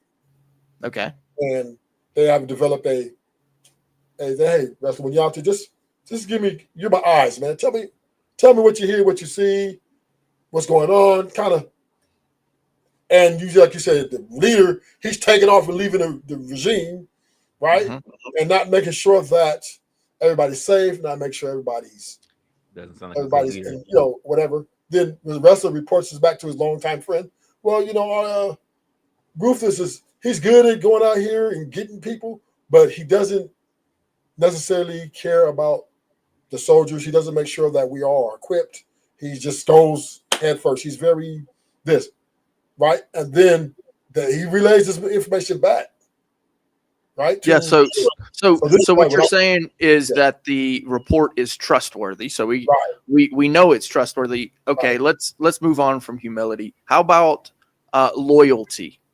Would loyalty be a factor in a person who's evaluating? If I'm reporting that this individual is qualified, so on and so forth, would loyalty be a necessary quality for a person who's in that position? Yes, loyalty to of course, because in that type of position, right? Because you better believe they're going to compare reports to make sure you're accurate, right? They're just not, your word just ain't. I'm a little bit on a different side of this. So there are different tactics that you can employ, definitely in leadership, but I think humility is unfortunately not one of those, especially because ruthlessly we kept mentioning with the military. Humility is not one of those things that are quote necessary, and to be honest, you're not even loyalty. That's what I said. I would say trust, well, not trust, but I would say respect, and even maybe a degree of empathy. But loyalty is not necessary. Like if they respect your rank and they must do what you do, that doesn't mean that they need to go over a cliff for you. That doesn't mean it inspires loyalty to do what they're supposed to do. Humility, I don't know if humility would be the word that is, because I guess it depends on which kind of industry that you're in, where I've actually seen people actually express that kind of thing. For me, the qualifications of a leader is, of course, integrity. Self-awareness is a big thing, because for some reason a lot of leaders are not self-aware. Communication is always important. The courage to do things, because part of the thing that makes a leader is making the tough calls that other people won't. That's one of even them. If it's not in your favor, to make those calls. That's one of them. And also there's other things, but that's one of them, yeah. So I agree with you, Resla. Loyalty, before you go, Britt, obviously humility is not a absolute, right? Because people want you to have confidence, right? Leaders want you to be confident, right? But being overconfident and being reckless, right, is important information to have in a careful evaluation of whether, is this guy going to get a promotion to another level leadership, or we're going to just cut ties, right? So yeah, there is a couple of loyalty or loyalty to the mission, right? Not necessarily loyalty to your soul, but to the mission itself. Meaning you're doing checking all the boxes, right? You're doing dotting all your I's and crossing all your T's, and you're just not moving out here recklessly and impulsively endangering others' lives or endangering the mission, right? So there is a foundation of trustworthy and loyalty to that will be required. Now, it doesn't have to be to the exact level. Yeah, you bend it here and there. You know what I mean? Like we're supposed to go in at this time, you might go a little early, right? They kind of let you go on that. But there has to be a consistent for you to get a general position to move up, where you're over, tens of thousands of men, or you're in a lieutenant, right? There has to be a level of consistency in the loyalty, trustworthy department, as well as executing those things with your skills together. So, right? Have a combination. So I want to explore the humility thing. When you've got a team and you're leading them, you want to see them grow, right? You want them to increase their abilities. You want them to be able to do the job better, possibly even than you, correct? That is desirable. That's desirable. Is it fair to say as well, Resla? I know you should. It's fair to say that, but most of all, for them to be confident in knowing that they can do the job, that you won't even have to go back and check on them. Yep. I agree with that. Yeah. That's the closer's job. The closer, right? Yeah. I've been in there too. I know the kitchen well. So when they come in the morning, they don't have to worry. Okay, we're gonna go grab everything. It's gonna be in its position. We're gonna open up everything. We don't have to worry. And so the person who put the closer in his position, in my opinion, has a degree of humility in that he believes that closer can handle it. He knows it. It's to the point that he knows. Is that humility or is that certainty? Well, it's humility, because ultimately, if you weren't humble, you would be desiring to go in there and do it yourself. You would be so prideful as to believe that they couldn't do it. You would check behind them, you check their work, or you just simply say, you can't do it, and you do it yourself. That's my opinion of it. I don't know how to push back a little bit, because you could just be like, to be sure, right? Humility in leadership is not a necessity. Is it highly desirable? Yes. Right? Do we want our leader to have a little bit of, you need to calm down and talk to us like we're human? And yes, we want that a little bit, right? That's highly desirable. I'll give you that, Brick. But is it a necessity? Is it necessity? No. Because if he's a, let's say, Suge Knight type dude, right, who leads with authority, right? He doesn't give you a lot of room. Seeing what happened to Suge. You know what I mean? I'm just saying, right? No, he wasn't effective. Maybe if he had exercised humility, money, millions and millions of dollars, so one can. It is arguably effective, right? Perhaps he wouldn't. Perhaps if he had a little bit of humility, he also wouldn't have seen some prison time. True. You're right about that. Now that's one to say that. But I'm just saying is right. I'm not saying that he was the best example. What I'm saying is, as an example, different leadership styles mostly play out in the way that person is. Now, as followers, do we desire our leader to have humility? Right? Of course, right? Because like you said, Resla, might see some shit coming from the blind side. Or, well, we need to move this way to avoid some sort of collision, right? And be the leader to be humility to say, you know what? You guys have a point, right? Yes, that's desirable. But is it necessary to make a leader? No.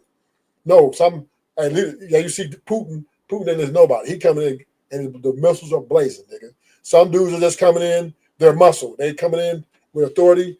They set the line, they set the rules. You follow or you get carried away or walk away. So there are different leadership styles, and I'm not saying it's palatable for everybody. This is why some are Democrats, some are Republicans, right? They like the way the Republicans, some like the way the Democrats do it, right? Democrats is for everybody, Republicans is for the rich, right? So let me just say it, right? So at the landed here,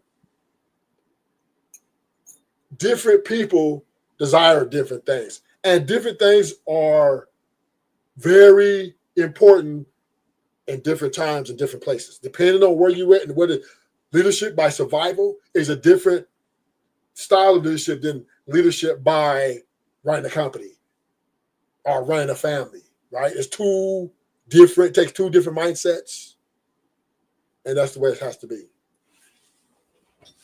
Pull up, Angry Snowman, with your long beard. I would go ahead. I'll say this. I think, especially when I'm looking for someone who is to have characteristics of leadership, I think humility, especially in this day and age, is crucial.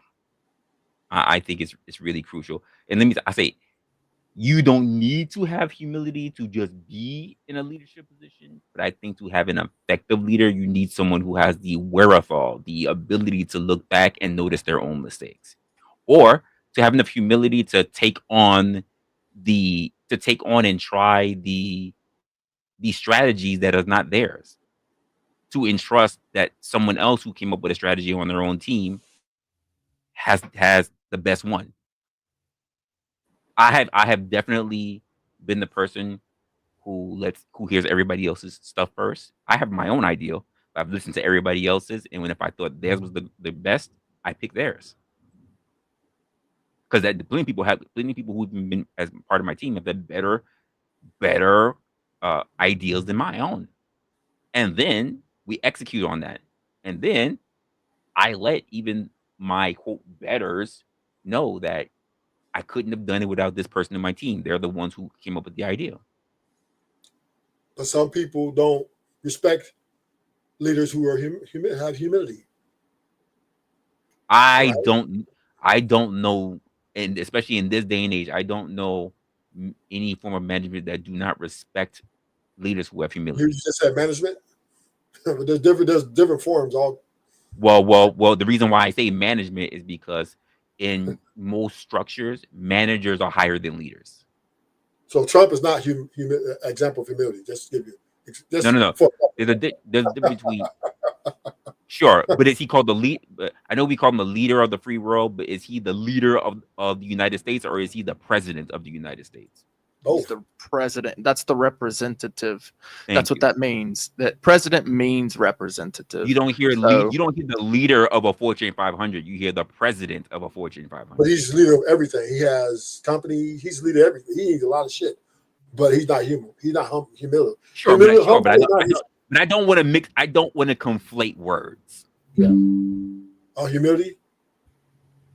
I don't think humility. I don't think he's. And do you believe that Trump has never shown humility? I don't think. From me knowing Trump from back in the day when he became a millionaire, right? He's never been the one to show humility. Right? He's very arrogant, but very smart and witty. But he's arrogant. Now Biden's shows more humility. I would say he's more of a Obama. They show more humility. But Trump, Biden's just an idiot. I'm trying to understand why just because he's arrogant wouldn't show that he has no signs of showing humility. No, I've never seen Trump come out with like more humility. Right, he's comes in with his ideas, very assertive, and is very arrogant and confident in whatever he believes in, and he's pushing it. Well. Let's look at the different what we look at as humility in leadership. Maybe we can tie this down, because the thing about humility in leadership is that it's a matter of garnering trust and respect, but also allowing people to be innovative. Humility means that you have no problem collaborating with other people. These are things that Trump has already done as well. He's garnered trust and respect from other people.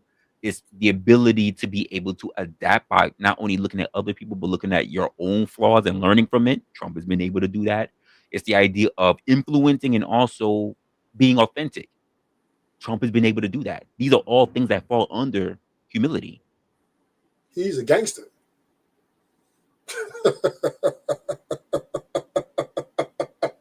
He's a gangster. He says, get that baby up out of here. Right? He tells them he don't care, right? Here's another thing that Trump has done that falls under humility, admitting he make mistakes. Well, that's not necessarily displaying humility. Yes, it is.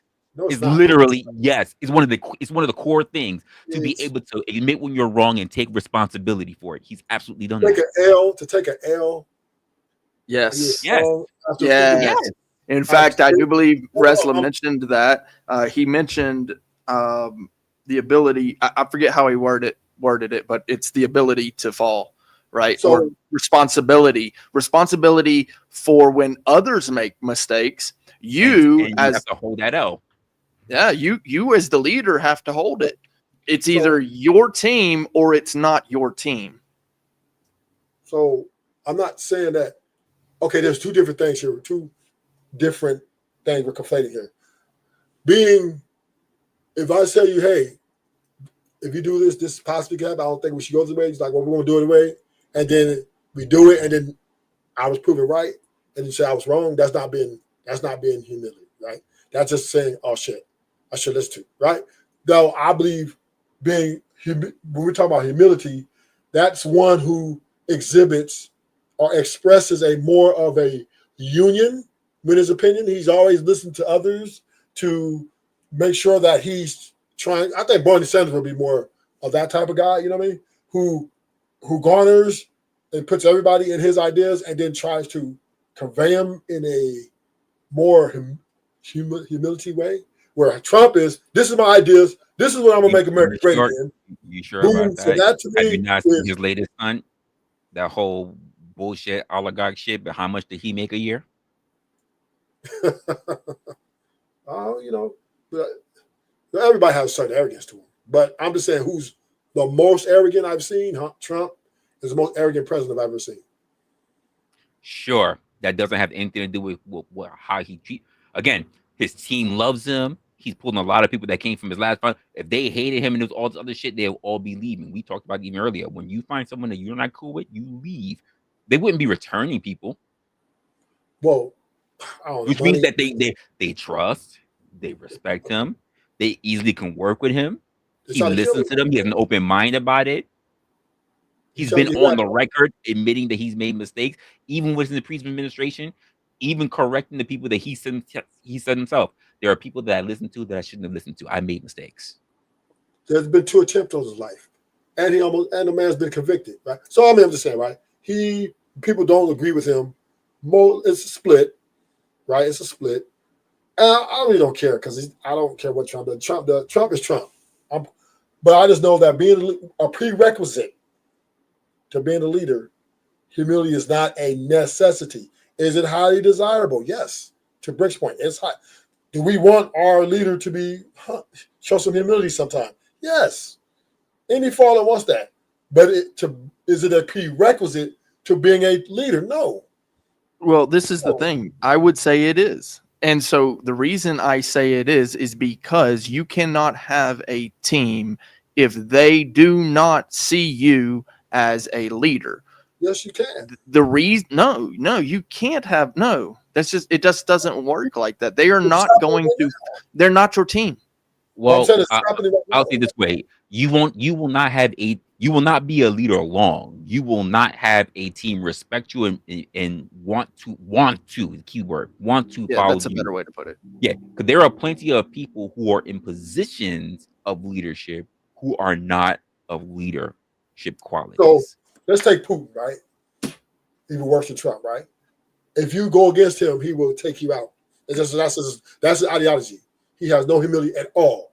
He's a straight. Mm-hmm. When he got when he won the election, he sent and got all the dudes who went against him. He took them out. So, like I said, it depends. It's different styles, man. This guy, if you come to him and say, "Well, I don't agree with," I think taking out all of your competition and all of the people that disagree with you is not going to be a leadership position. That's never like you're just going to Dictatorship. red rum off all your people and now you are a leader of them. Putin is a dictator. But that's not a leader. Yes, he is. A dictator. He's a leader. He's a leader of Russia. Y'all cannot dispute that. You cannot dispute that. If he says launch the motherfucking missiles on Ukraine, guess what? The people who follow him are not following him because they love him. They're following him out of compulsion, out of fear that they will be harmed or their families will be harmed. If it is the case that is the case, I don't know because I'm not a Russian. I don't know what they actually believe. But if it is the case that they are quote unquote following him out of compulsion, that is not a leader. That is because of fear of harm. And then they are despising their own position. They don't like who they are. If they have to do it or they die, that is not somebody I want to be. I will never want to be that. See, now, and the difference between me and perhaps someone in that type of position is because I'm used to being able to make my own choices here in this country. So there is a little bit of a disconnect there as to why I don't understand their position, but I understand what freedom is within the bounds of the of natural law and the law and that sort of thing. But because I can make choices, if I make choices to listen to someone, to be caring, that sort of thing, they are going to consider me for a position of leadership long before they consider the guy who says do it or die. They will say, we want the guy who's nice to us. We don't want the guy who's mean to us. I can understand your position, Brick, because you're democracy. But no. Over there in Russia, yes. No, because that's not democracy. No. Every country don't see things the same. That's why you got China don't see the same thing the way America do it. They don't run their shit the way America run their shit. Russia don't run, et cetera, right? So there's different strokes for different folks. Once again, my point made. There are different leadership styles. Right? American and free Western world don't believe in dictatorship. They believe in democracy. Right? That's yes. I mean, it's I would say they presidents who vote people in, right? Right? When then they're dictators. Our system is not a democracy. Okay, well, a democracy. Well, democracy is the overarching. It's a republic. But okay, well, you're very solid. No, it's a constitutional republic. Democracy could never work. But it's heavily. It's failed time and time again. It's rare that you see a republic fail. But my point is, it's totally vast difference from China and Russia. Sure. The ideologies. Okay, so thank you. So we understand that in Russia and China, where they run their stuff, their president, Putin, is a leader. And that dude for China is not democracy. They're leaders. Now, as American, from your ideology, of course, you don't see them as leaders because, hey, how could you be telling people, do what to do? Hey, so good question. Are you saying that Putin is a good leader? For Russia. So you're saying he's a good leader? What? For Russia. What? So you're saying he's a good leader? For me, no. Are you saying he's a good leader?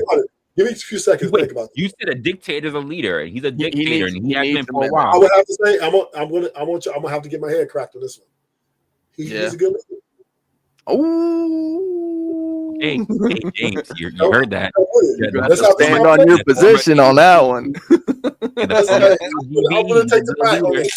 I'm willing to take the L on this, but I believe for that situation, the way they're ran, he's a good leader. And if I was to lead a country,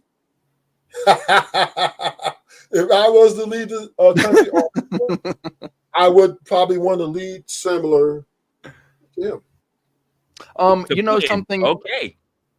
I do understand a little bit, just a little bit, about the politics of Russia, just a very little bit. They do value family over many other things. That part I agree with. However, attacking another country all of a sudden because he wants resources is not a good quality. Whoa. Brick, now you just messed up, Brick. You messed up, Brick. Because America went to Iraq and they know that there was no, all the lies. I don't agree with that either. He's doing only what America did already. Right? He's following America's blueprint. So one bad leader makes a bad leader makes a bad decision. And so because the other bad leader made the decision too, now it's all of a sudden good decisions. What I'm saying is that the thing is we're just going to basically say if you invade another country, then you're just bad. That's what for the sake of what? No, he said more than that. He's saying if you invade another country, he says if you take out your competition, so there's no one to go against you. Yes. I mean, I think by definition that would be kind of a winner, right? Like, I mean, just is how it is. But he said a good leader. However, the concept of Putin is I think we forget about the economy when the Soviet Union fell, and then look at the time period when Putin came out. He kind of single-handedly rebuilt that economy. Somebody might give some credit to Gorbachev, but he was a fucking puppet, idiot, moron, right? I don't know how much help Putin had, but you can't deny the concept that Putin was kind of the guy that basically rebuilt the Soviet Union's economy into the Russian Federation. You know why I know Russia's a shitty country? Because of Putin. I knew he was going with that lame ass joke. Rick, you're so predictable. That's why I started laughing before you said it. Yeah. See, I don't call them dad jokes. I call them Uncle Cracks. This is the thing, right? We as Americans are so, in this country, we have an ideology of we are a part of the process, right? We feel we have rights, choices to make this country go forward. This is what the ideology is here. Okay, so yes, if we look over at Russia and China, we're like, hell no, I wouldn't want to move over there. I wouldn't want to move my family over there because I don't believe in that style of leadership. It isn't that it's not leadership, it's just the style that you don't prefer, right? So once again, all I'm saying is there's different style of leaderships now. And within this country, at all levels, right? From the streets to the top, right? There are different segments of leadership that goes on all the time, every day within our communities. And it's just, it's whatever fits you. I'm confused. What the hell does that mean? We have types of leaderships in the case that we stand around and say, oh, we feel a certain way. What is it? That's like manifest destiny. No. That's not what I'm saying. That's not what I'm saying. What I'm saying is you have different styles of leadership. Just simple. The leader, whoever he is, and what his style is, and people behind him select him, and they're okay with the way he's doing, the way he sees fit. He's that leader. Now, other people might outside look at him. I'm like, I don't like the way he leads, so I'm not going that route. But I'm just saying, there's different styles. That is way too vague because, like, people selected Hitler democratically, no less, right? So, I mean, like, what does that mean? The idea of being selected, what kind of metric is that? What it means is just different styles of leadership. That's So the king, the prom king and queen, right? They were selected. Great fucking leaders, right? Just a popularity contest? The hell is that? So in some cases, that's like we'll say the American way of choosing their president, right? Is a voting, electing, right? That is one style. They pick the style of leadership they want, right? They don't like first they liked it Biden's style, the Democratic style. Then they didn't like the Democratic style. Now they like the Republican style of leadership, right? There's two, even in this country, right? We have the Republicans lead differently than the Democrats. Not even half of the global population believes that. Well, whoever put Trump in office, right? Oh, just the 325 million people get elected. Yeah, well, here's the thing about the elected official position being the leadership. That's not accurate as to who is the leader in this country, right? So none of the three branches of government, according to the document, are the leader, right? So it's the people. The people are actually considered the leader. So we make the decision. So even within the ideology, republic, democracy, the judicial branch, the Congress, the executive branch, none of those are technically the leader. Well, once again, right? What makes you think that the people are the leader? Well, that's the system. So when you so the system is the leader. Well, what I'm saying is the system points out that the people. So if you're going by the system and you're saying the guy who got elected as the position of the executive branch, that's the leader, or was voted in by the collective, which means that they were the leaders that voted him into position. That's right. Yeah. So when you say he's the leader, no, technically he has a boss too. Well, everybody's got a boss. But and I'm agreeing with you, Rick. But what I'm saying is, when they voted him in, they understood that whatever his policies are, his ideas, they're in agreement with that, because he's the one giving them the message. This is what I want to do as president. So he's leading them. He's telling them, this is what I want to do. Are you with me? Or technically, Bricky is the way how I would look at that is the way we look at a company. The president would be the person who steers that company. The people are not necessarily the leaders; they were more the shareholders. They have a vote in the committee, but at the end of the day, the person that they bring in tells them what to do, tells them what direction they're going. That means they would have to come together to take him out. Right, like a mutiny. And this is why I love the ship at sea analogy. I love that you brought up nature's law. So every ship needs a captain. So as soon as that captain is gone, a new captain must be chosen. So we accept leadership based upon merit. And eventually, if that merit falls on its face, then we get rid of that guy. Wait, who's saying the people? We the people. United States? Well, whether it's we the people of the United States, whether it's we the people of the ship SS so-and-so, or it's just we the people of the household, because let's be real, there are really shitty fathers who, when the children are growing up, eventually the sons get into a brawl with dad saying, it's enough of this. You ain't my leader no more. I'm going to do the job myself. Stop beating on my mama. Prior to Trump's first term, what merit did he have as politician? Not as a politician. That's why he was actually picked. So the concept of merit. He was looked at merit as a successful businessman, despite the fact people looked at his bankruptcy, they looked at his company, they looked at his popularity, they looked at the fact that he was able to run business, and he ran on this concept of being able to make lives better, because unlike other people that were already in the public eye, already part of politics, they didn't understand how money worked. He ran on that, and people pockets were hurting. They wanted someone who can do that job. Drain the swamp. That was his motto. Yep. Correct. Yep. So the merit was. Hold up. I'm still trying to understand the merit part. Okay. Like, what grants the merit? His talking points, draining the swamp. Like, he could talk his way into office. His talking point. If you just looked at all the stuff that he was talking about, he mentioned what he was able to do, his communication, how he was able to convey his messages to the people over there, but also his record of having business. Not like he just came out of nowhere. This is also the reason, by the way, why Vivek Ramaswamy was looking so good for a long time, because he was someone who was already prominent at business. You do not hire your priest to do your taxes. You want someone who understands money. Yeah. I'm not gonna lie about it. I kind of like Swami, but I mean, he was Indian. He ain't have a chance. I hear you, but this is the same thing as well. People wanted Andrew Yang. He just didn't have enough confidence in himself. But who is he? A person who understands business. Right. So okay. So the merit of I'm his... saying there's some correlation there.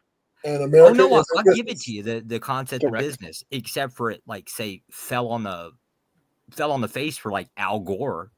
Like, he got been tossed fast. Okay, he might have gotten tossed because like he basically talked down to people with his pie chart kind of thing, right? But at the end of the day, he had He did kind of claim to this, build the internet too. That I was kind can't of say I can't say he had the same merits as Trump, right? But he had similar ones. So we got issues here now because it doesn't seem that any description that we put off of it, aside from the word action, do what a person does.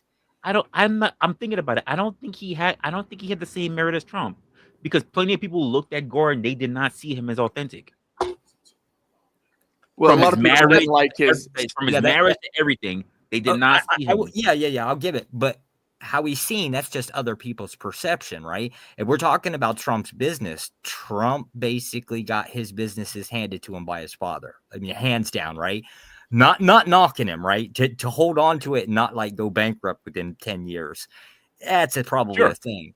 Sure. What was the public perception? Right. Okay. So now it's just a popularity contest. This I have problems with. I hate And to that's say fair. it, I hear you and I agree with that, but that is the majority. Wait. In fact, the popularity contest is how we got Barack. What the fuck did he do? No, he What was. the fuck did he do prior? He held several seats prior. How long? Oh, not long. I think two And or yet three he terms. became the leader of the free world. 2 runnings. Yeah, I think it was And it's 2 or 3. It's always been a Talk about literally becoming CEO after just getting out of college. That's basically what it was. it's always been a popularity contest. That's why when people bring up a president as a leader, I'm like, Right, but come on, dude. now if that's going to be the standard, right? You can't actually argue about the concept of, and again, this topic goes down to YouTube. That's going to be a popularity contest. They're leaders now. They get to hold that title because of a stupid metric that we're using, popularity contest. Well, there's another way to do it. We could do it like Russia, right? Yeah, just get some enforcers and get everybody on your side and take out the current Here's regime. the thing, Ruthless. This is exactly what they're trying to claim Trump has been trying to do. Yeah, exactly. Right. So American people don't know what they want, right?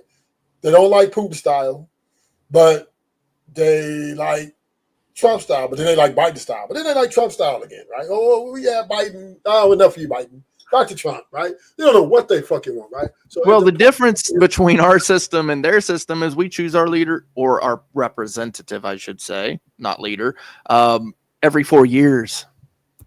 You know, there's a huge difference. that's the difference.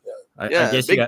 I guess you haven't been watching the news, right? Because he does have a cabinet that's trying to extend that, right? Just throwing that out there, right? Like that is a talking point that's on the news right now. You have to change the Constitution. I have no idea, right? I can see that. There are a few ways to extend that, right? Where you don't actually need Congress for it.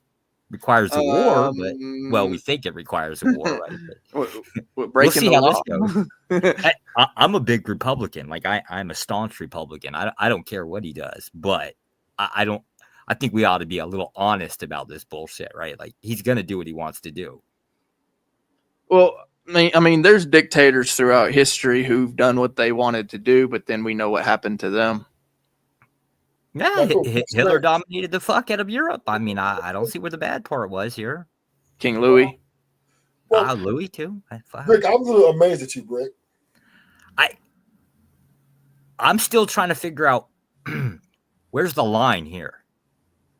Is a leader just what we collectively get together and define as a leader?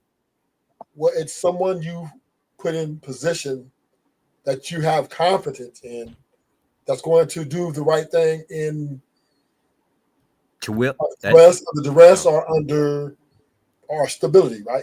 There's a fuckload of subjectiveness and relativity in there. Like I don't even know how. I have no idea. I was gonna say, especially when it comes to these people who are online, exactly what you said. They're going to make up whatever it is that suits their needs and call that shit qualification to be a leader. And I've said it, and I'll stand by it. Majority of them have no idea what the fuck they're talking about. But can we? You know me. I'm just always causing trouble. So can we say the best leadership is dictatorship?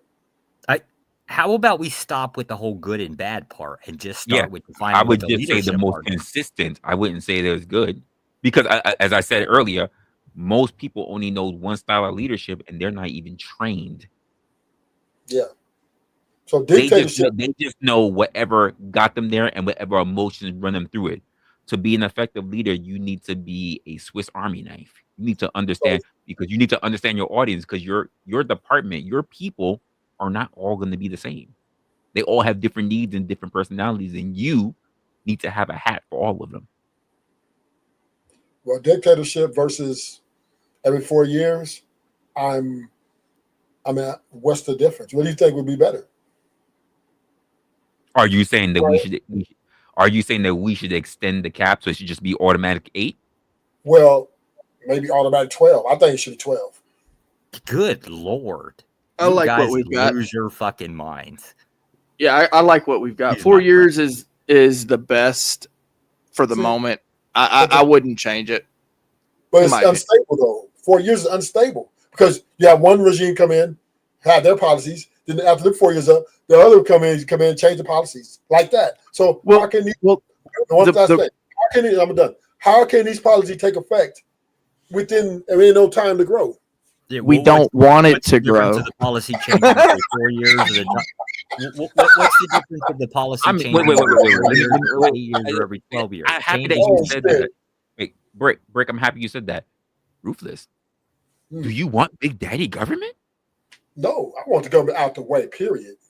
Whoa, 12 years can pretty much solidify a growth of big daddy government, don't you think? Imagine this, Ruthless. Imagine 12 years of Kamala. She have a lot of sex. What the hell? What the hell? I'm done with him. I'm done. Oh my God. She be the hottest chick on the planet for the 12 years. But all I'm saying is, I don't never want a woman. I don't think women should be any type of position. But that's another story, right? Oh, now Ruthless says something I finally agree with. Wait, we'll go back. We'll go backwards. How about 12 years of Obama? Ooh, Obama cost me a lot of money, but we saw what he was like them last 4. It cost me a lot of money. A lot of money. He taxed me so fucking hard. And he told me he wasn't gonna do it. That was even the worst part. He said, "Hey, baby, I'm gonna look out for you. I'm gonna look out for him. We're gonna get the rich people." As soon as he got that office, he told my ass up. Imagine if he can make the whole stint, right? 12 years of Biden. Man. Whoa. 12 years, I don't know. Facts. So, the question is, what do you want? Right? What do the American people really want? Freedom. Is it money? Is it money, financial stability, or is it military might and control, or is it what do you guys really want? Here's the funny part though. We don't want military might. You know why? We already got it. But you got to. We have military might. We don't want it. We have it. You gotta maintain in our homes. Gotta maintain. We already have that. Yeah. We don't want. Because the thing, we don't want for things we already have. We want for the things that we feel like we deserve. Well, here's the problem. We feel like we're losing stability, freedom. But here's the problem. Whoever has the guns has the power. It's America. Everybody has. You got muted, Resla. No. But me. I ended up clicking by accident. But we do. We have the guns. We do. But the military. That's why we don't ask for it. We have it. In fact, you know what we ask for? To stop sharing it with other people. That's how much we have. Bingo. We have it. Yeah. So what do you guys want? What do you guys want? What are you guys gonna do? Well, we don't want the same thing. Y'all can't check the politicians. We want. Here's what we want, Ruthless. We want the ability to care for our own. We don't want anybody else to care for us. We want that ability. But here's the problem. The corporations run the fucking presidents and all that shit, right? Because they spend so much money, have so much unlimited resources, right? So how can one, you have to change the whole system. I love that you say that, but they spend so much unlimited resources on who? On their representatives. No. Because all the things that you said, right? Even if So you let me say looked this. at all their different politicians, representatives, people, whatever, it wouldn't be nearly the fraction of how much we gave away. Right. I'm Technically agreeing for with you. free. Yes, I'm agreeing with you. What I'm saying is this: the corporations are the ones standing to making money from all that given away. Well, I want to bring benefits of it. something up about those corporations. I'm glad you mentioned that. So what we have done in this country is we have made it possible for every single man or woman to create their own corporation. Right here. You can do it. And then guess what? Now you've got power to influence and affect change the way you want it. So therefore, all the stuff that you guys complain about that America's giving away, right? They don't care. The politicians don't care because why? In turn, the corporations are making a whole bunch of money off of this. And then guess who's getting the kickbacks? It's so weird that you could turn around and say that we don't care when literally that's the headline for so many people. Well, I was just throwing some information out there, right? The corporations and offshore accounts, all these taking jobs overseas, all this were their ideas. All this is where they want which is to funny. maximize their profits. Which is why we elected a president who said he would do what? Bring it back. Drain the swamp. Yeah. But guess what? Which is why they picked him even the first run, because we wanted different. We did not want the same. But the only way this could actually come to full fruition, Vance has to go in behind him. That's where the problem comes. Are Democrats getting in the next 4 years? In the next 4 years, all that's going to be put to waste. So what is Vance going to do that's going to make it so much better? Well, he's just going to continue the legacy, right? He's going to continue you whatever. Think so? I would think him getting in is behind Trump's ideology. Why would he change it? Fuck no. Why not? Do you remember what Vance was like when he was running his own ticket? I mean, at that time, I believe he was. Was he agreeing with Trump, or was he demonizing him the same way how everybody else was? I think. So what makes you think that if he was in the driver's seat that he would be different? Because people understand what he would be the same. He's going to be different. But people choose winners, right? So maybe his formula was a losing formula. So when he is the winner, what is Vance known for? Being a businessman or being a politician? I'll wait. Politician? Thank you.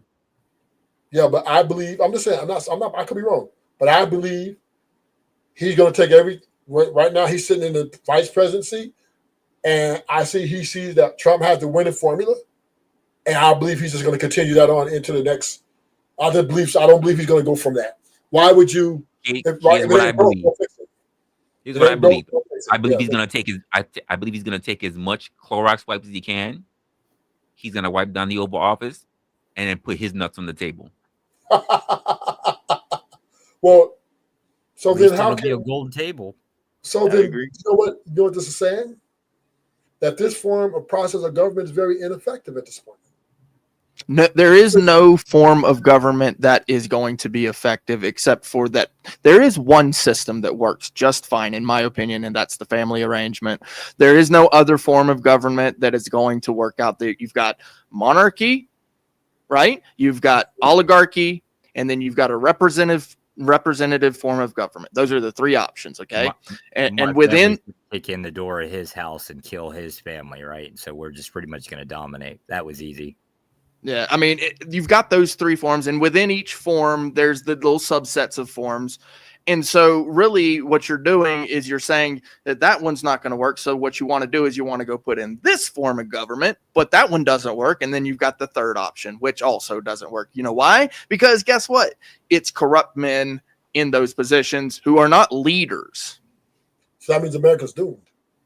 Well, I mean, we're all doomed in reality. I don't want to be nihilist on this. I want to look to the positive. I want to look to see what's the best option. And if I'm looking for a leader, I might put a vote in to slow the governmental system. But if I'm looking to a leader, right? So if it's a job, if it's something that I'm actually involved with, right? Or in my family arrangement, I'm looking to a leader. I'm going to look for certain qualities to say, who is it that I would follow, even into battle, even to death, for a principled arrangement. Can I ask, when you say qualities, do you mean like certain characteristics that you can see and identify, or do you believe like some type of past experience? They did something in the past to put them in a position. Neither. It would be metaphysical. There are experiences that they may have done in the past that I can discern what those qualities are. Things like loyalty, things like discernment itself, so on and so forth. You want to vote on a person based on what you think might be in their brain or mind or thought. No, I don't believe in thoughts. Okay, so what do you mean by metaphysical? Give me a real specific example. That would be in reference to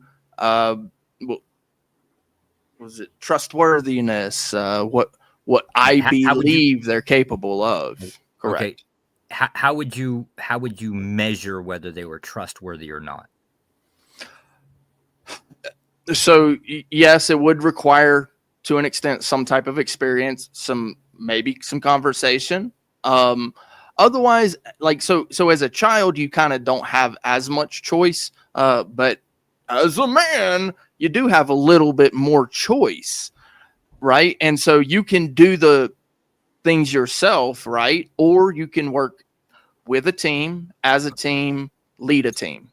Let me be a little bit more clear with how would you point at any one of us as example on this panel and decide whether we were loyal or disloyal people? How would you know? Do you know what the metaphysical properties of loyalty are? Usually how we go about doing it is by third-party replication. So it, like, say Resla, right? Say if I wanted to know whether he was a loyal person or not, I wouldn't ask Resla. Ask the people around him.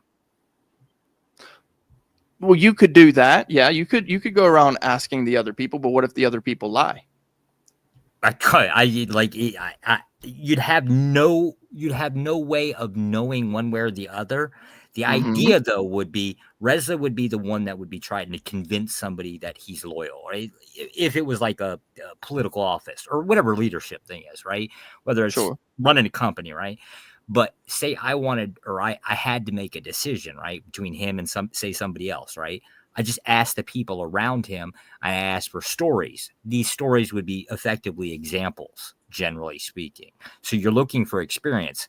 You can't stand there and watch every bit, right? But you can ask other people. Could they lie? Sure. They'd also have to be able to maintain that lie over a time period, because you could technically, like, if you really want to be an asshole, you just ask them the same question in different formats over a time period. If they change a story, that's generally kind of a big flag. But like the idea is you're not measuring the words. You're measuring what you believe to be experiences as best as you could. That would be the merit base. Now, it could be the case that, it's got to be explained to you verbally, but generally that's you're not, it's not so much on the words. It's so much on something he's done in the past, generally with another person. Been through some shit, right? Not turned his back, that kind of thing. Yeah, sure. And hookers and blow. Hookers and blow. That's all he's looking for. I like the hookers and blow. I might vote for him just based off of that. I've got low standards, though. Yeah. So I do. Hold on. I just want to just kind of put this out there as well. So yes, you would need possibly some evidence from other people in order to find out whether they're a decent leader or not. I don't believe it would absolutely be necessary. If it's just me and you on a project, I really, and there's like never been this project before, I really can't go to other people to ask them, hey, how do you see what would happen in the situation where, I'm asking, like, I can't ask another person. I've actually got to either rely on you being that leader, or then I've got to lead. One or the other has to do that. Two men on a boat sounds like a pause situation, but it's I'm trying to use it for an example. Two men on a boat, and they're out there and they're trying to figure out how, whatever, how to put the sales down and all that. And so because of that, somebody has to take the lead. Otherwise, and so basically it's either I trust your judgment or I don't. Either you lead or you trust my judgment and then I lead. So it's somebody's got to lead. I have a serious problem with this, and it's maybe I'm not fully understanding it, but I have a serious problem with the idea of I'm just gonna 50-50 guess whether I should trust a person or not, right? There's got to be something better than that as an explanation of how this should work. Because I would hate to actually teach my own kid, hey, look, you're just going to have to figure it out. You'd like to pass on some type of advice, some type of tool or something. It might be a crude one, right? But something other than I just have to make a decision and guess the best I can. Actually, that is exactly how it works, Brody. That is exactly how it works. So there are situations you're going to find yourself in life, and not to say that there aren't situations where a better guess, like damn near 99% guess, would work out. However, it is not a guarantee. Just like everything matters, everything is a gamble as well. Well, yeah, but this is going from one extreme to another. That there has to be some way of reading people, in some form or another. Whether it's psychology, I still hate psychology. I hate it, but I mean, there has to be some other tools. Generally, like the example of asking, say, like the people around Resla to be able to read the character, what you like if you're trying to measure loyalty, right? There is something that you can do. There's an action base there that would generally increase your chances so that it's not a 50-50 guess. Sure.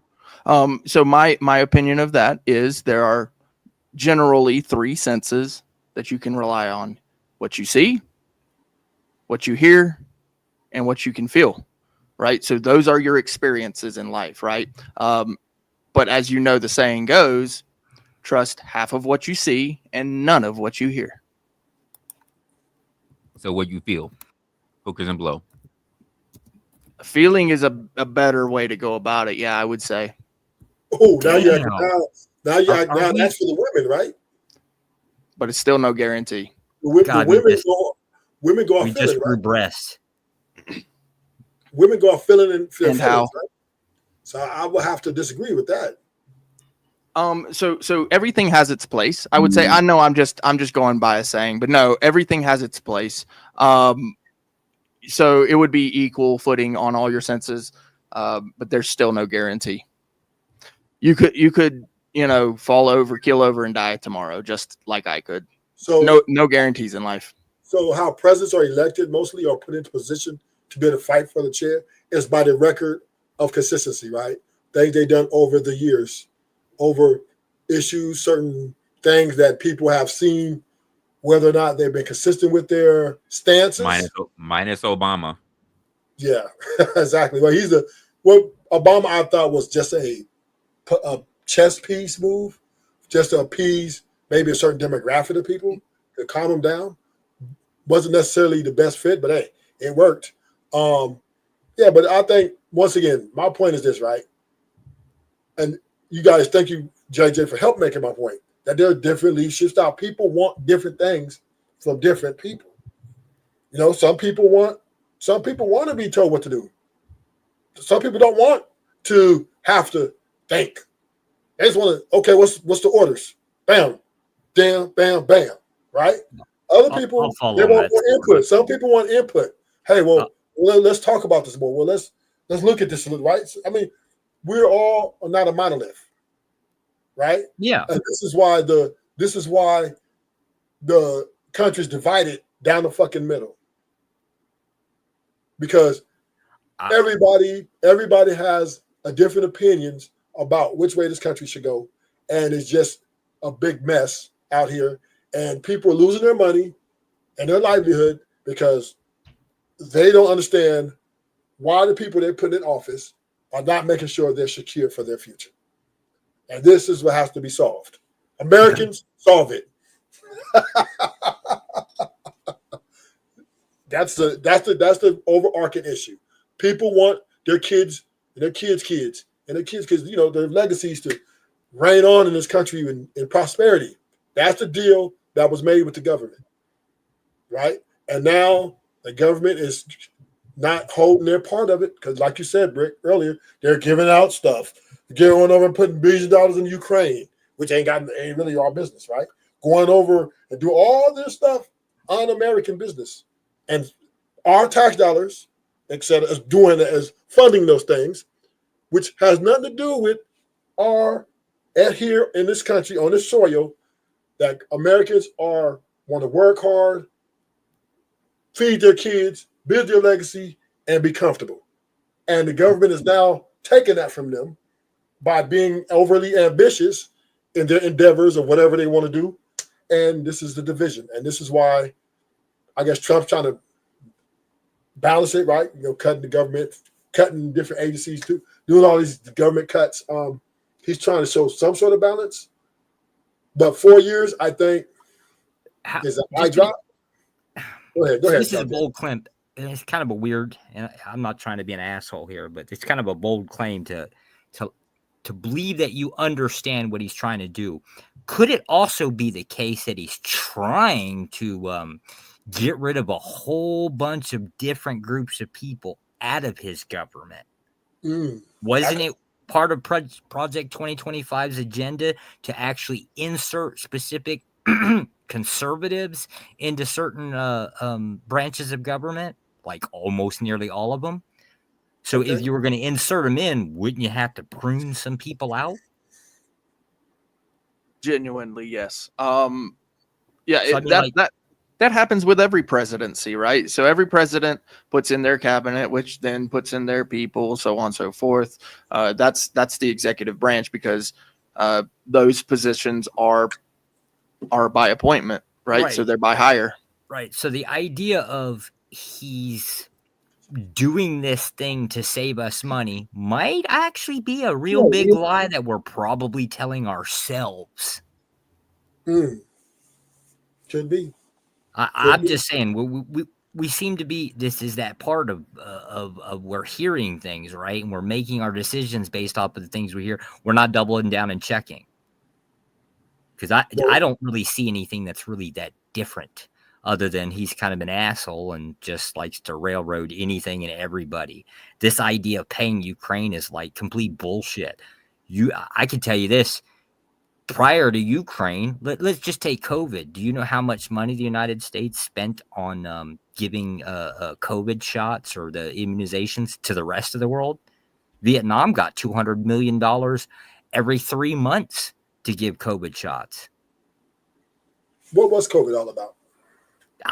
Do I know what that? I know, so I don't know any more or less than you guys know. I honestly, JJ, I don't even. It happens all so fast. Yeah, it happened all so fast. And of course it did. What I'm just trying to say is we seem to be making a lot of decisions based off of what we hear. Why don't we start making decisions off of what we might be able to have a metric of? Again, it goes back to that concept. If you're going to point out a leader, fuck the good or bad, I don't care. It'd be the same metric if you're looking for a bad leader. You'd have to kind of know what that is. Sure. But I don't know if president, I don't think, and this is something I'm going to get pushback on, I think the present office has been corrupted. Right? I just don't see it being other than for the best interest of the corporations. I'm trying not to get too far from the point here. The idea would be if you're looking, if it's the concept of you're seeking a leader, right? Whether it's I'm looking to work for a company for the next 25 years and retire, right? You kind of want like a business that's structured, that's going in a direction where it's not going to fail on you, or at least you believe it's not going to fail. So how do you measure that company? How do you measure the people that run that company? How do you make that decision between one business and another? Just simple gainful employment. Are we making this decision based off of, who's going to pay me $10 an hour versus $15 an hour? Are we really that dense that we're not actually thinking about anything? We're just like, fuck, give me something that makes me feel good. Because if that's the case, I can tell you who the follower is in all of this. Do you agree with what Trump is doing right now? I don't even make the claim that I've got an idea of what Trump's doing. He's doing whatever the fuck he wants to do. Well, he's cutting a lot of government. Yeah, so would be the case at every damn time that you have some big political switch within cabinets and the ability to actually inject those people. So, like, the idea of Trump doing something completely different from anybody else, not really. Maybe a scale difference, but that's about it.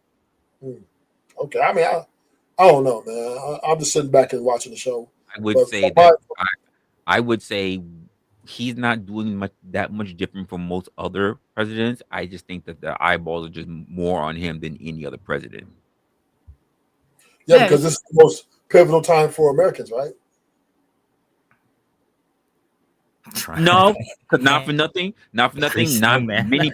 many people did not have many people did not have this much eyeballs and scrutiny on a president. Like, I'll go back to Obama. I just believe this is most pivotal. People look for that first 100 days and anticipation and everything, but people were already on Trump way for that. I mean, both times. You know how I know that we're not in a bad state right now within the country is because people aren't fighting for it. That's possible. Or I should say, they're not defending their freedom. When people start defending their freedom, like really defending on a battlefield their freedom, that's when you know shit's hit the fan. Oh, so only a civil war is bad. Everything else is good. No. There's been revolutions that people don't really know about in history, or I should say rebellions, not revolutions. Rebellions that people really don't know about in history. When you go look back at some of the actions Americans have taken against this country, or the government, I should say, it's the government that these rebellions have happened against. You will find out that there are actually quite a few quote unquote rebellions that have happened due to the problems that the government has created for the people. And so when you see those moments in history, you really kind of wake up to what kind of time you're living in. Now, I don't see that. I mean, it was pretty close with the Summer of Love. It was pretty close, but it wasn't quite there. So when it comes to, I wanted to mention this. So when it comes to the oath of office, right? So public officials are supposed to swear an oath. They're actually supposed to sign it. That oath is a promise to curtail their behaviors according to some type of merit, right? And so that requires humility. If you say, I promise to do good according to whatever that good is, and you know, they're swearing the oath to the people, that's to the Constitution, and it's spelled out. It's actually spelled right out within the amendments, which include rights and that sort of thing, to uphold and defend. So that takes a massive degree of humility. So the ones who are actually keeping that oath, those I would call leaders. But when they break that oath, and there are countless instances of breaking that oath, I would not call that a leader, not in the least little bit. I have to push back there. Just because a leader bends the rules or breaks the rules, still is a leader. If he as a leader make a decision or a thing that he thinks will put whoever he's representing in a better position or whatever it takes to get to the direction he wants to go, then he's still a leader. Now, could it be whichever way he go could be bad and all cost people a lot of, I would say, lose a lot of trust in him? Okay, that's possible. But he's still a leader, right? He's still going to be the leader. He's a leader. He just, being a leader is very difficult. I think Resla said it earlier in his monologue, right? That leadership is very difficult. It's a lot of responsibility, especially when you're talking about, some part of this seems really fucked up. Excuse my language again. Apologize. Let me see if I can break this down where my contention is here. So you got two guys in front of you trying to define leadership, right? You got one guy, let's call him a president, right? He wants to go invade half a dozen countries, kill, rape, pillage, just whatever you think is the nastiest thing you could do. The other guy wants to basically, I don't know, provide charity, whatever the hell it is. Oh, yep. The G word. Oh, sorry. We got to stay away from that one. Apologize. Oh, no, I don't have a problem with the word. Just saying diplomatically. Oh, yeah. Okay, diplomatically. Right. So then the other guy wants to basically take the other concept of providing charity, build up the other countries, whatever the hell, you consider to be the whole helping everybody else, right? Which one of these two people is the leader? And forget that answer. Why? Why do you define that label on either one of them? Is it based off your own preferences of like what you like or a moral stance between good and bad? Good question. You want to answer that, Brett? Yeah. I'll say neither, because neither one is building this country. Okay. What? Resla?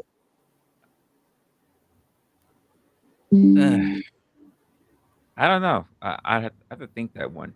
I think if the majority is ruling on that, they're okay with that.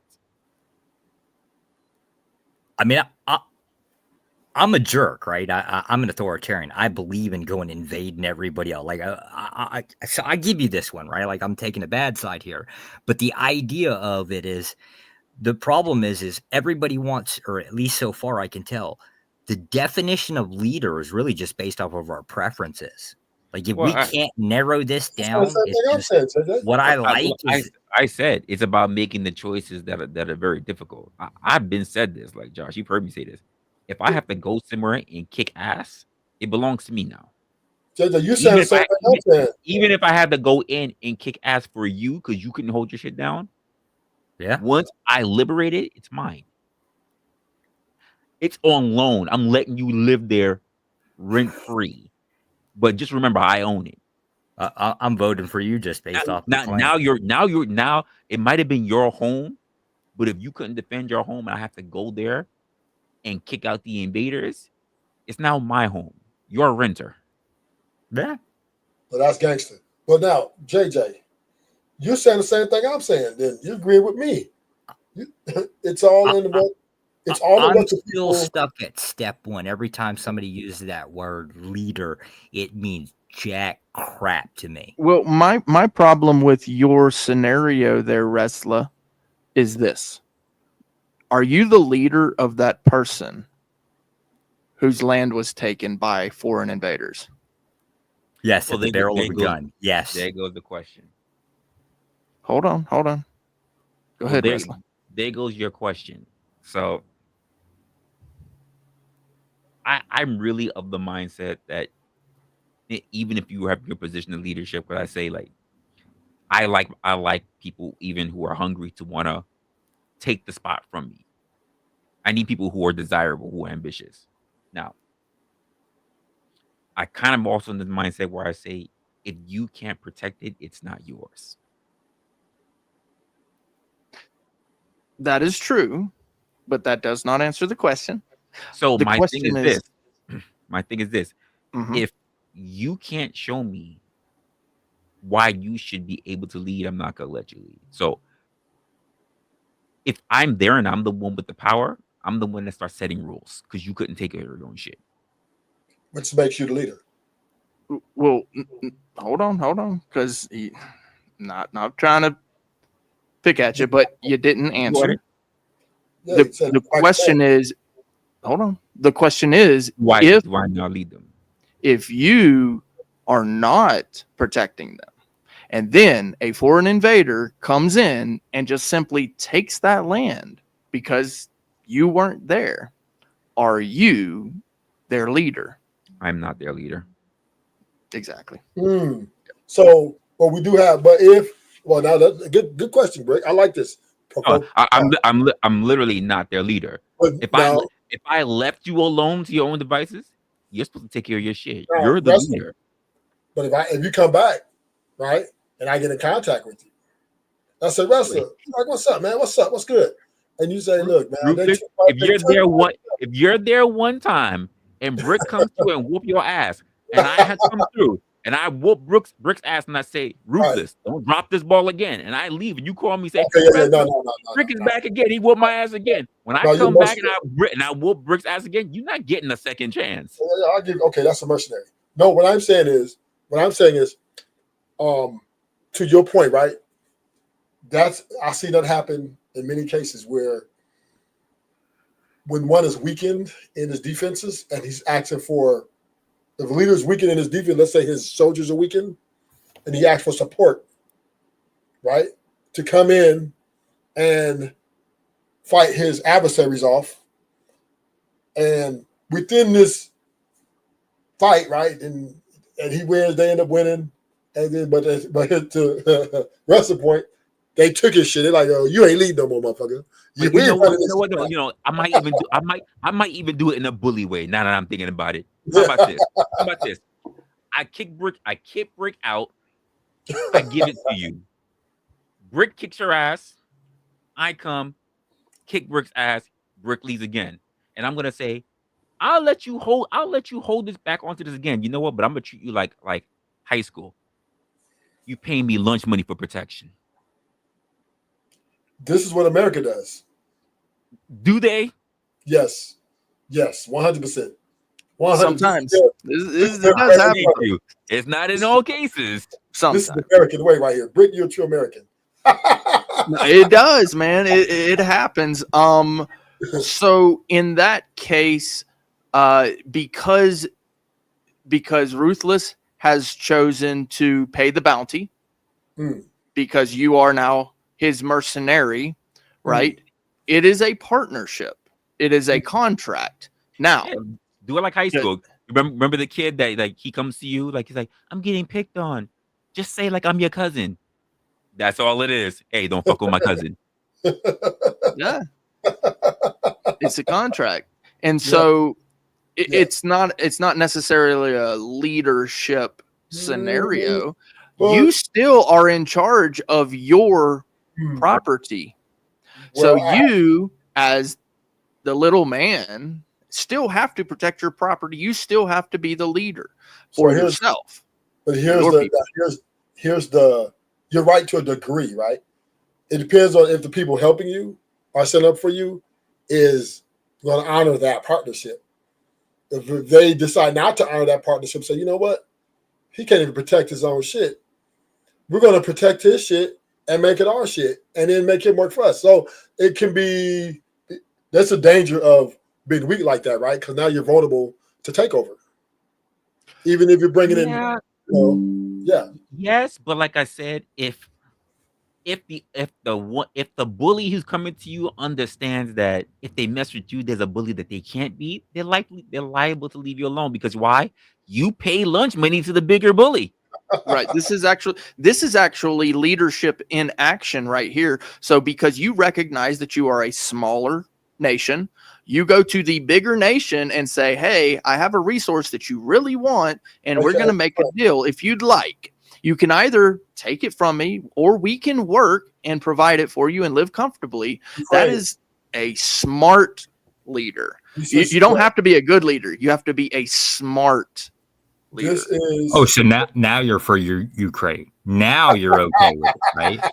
Well, actually, that's Joshua. Now, yeah. See, now you're on point with it, right? So it's not our leader, right? I didn't know that was you. I finally get to see you. You talk a lot of shit. Oh, go ahead. Rich. Oh yeah. My house. Yeah. So it's not so much whether we're looking at the leadership here. It's not Trump that we're looking at as a leader. Is Zelensky, in fact, the leader? Oh, I consider him a customer, but hey, that's my perception here, right? And that's lunch money. Lunch money. Need that lunch money. Because right now, Ukraine. I need it on time. Run me my money. Ukraine is garnering the support. Well, America stepped in, and then Europe is coming behind America, right?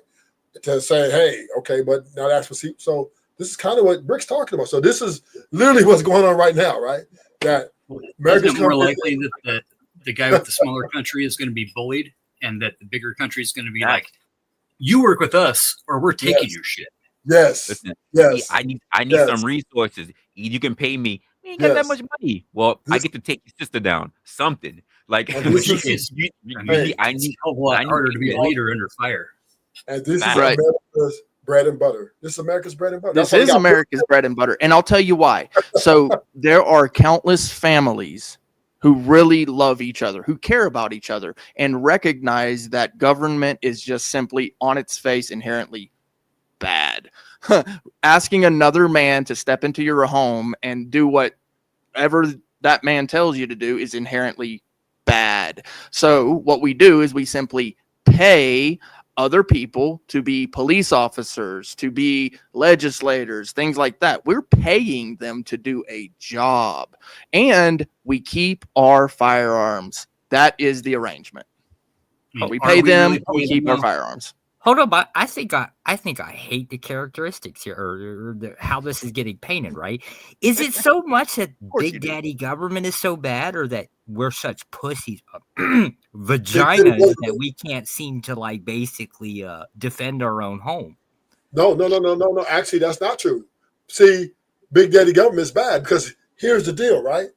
Over the years, the laws have been put in place to actually take away that right to defend the Well, territory. I mean, not to the What are laws daddy. supposed to protect, though? Not to Like we the- pass laws to protect What ourselves state do and you protect live society. in? We just don't fund the laws, and we don't enforce the laws that we So, pass. so, like in California, there's no self-defense law.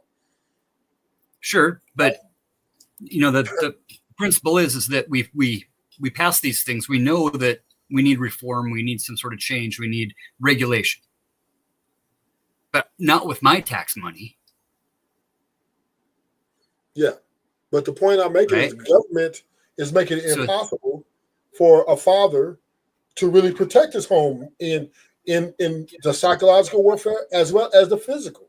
So, in what state? Now, I'll give you Man. another chance here. In So what listen, I'm gonna state tell you do what. you Let me break it not up. have the right to use Let me give it to you, deadly Joshua. force? So let me show you. You can use deadly force, but guess what, Joshua? So let's say I break into your house, right? You pull out a gun on me, and I have a gun. Now, if you shoot me first, bam. But now if you empty that clip, you're going to jail, Joshua. But now Sir, if you sir, wait, sir. If you're If you still in shoot my me house, twice, you're good.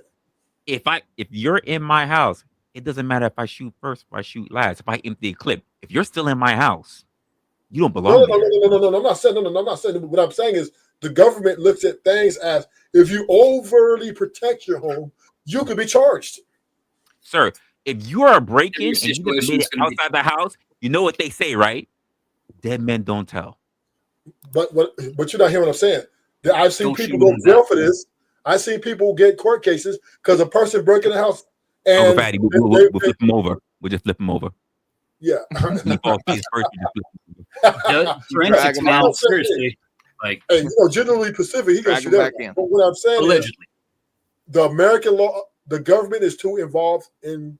I think the American people let the government be too involved in the governance of the homes. I'm not saying that the government should completely be out of it, but I think they've got way too much reach, and it's kind of messed up or corrupted the way we're able to run our homes. Like trying to regulate when women can go to the hospital for certain things, right? Yeah, Oh, it's just this is horrible, right? Because you were sitting here saying that, oh, Big Daddy government, right? They're in my home, except for we asked them to come into our home. yes. Now So, we're you know- tired of it and we want them to leave. If you want them to leave, fight them. You won't do it, but fight them. That's the only way to get I them don't out. got an F-35, bro. I don't have a tank. I I don't don't got any either. drones. I don't either. What about the birthright part of this topic? Have you guys not touched on?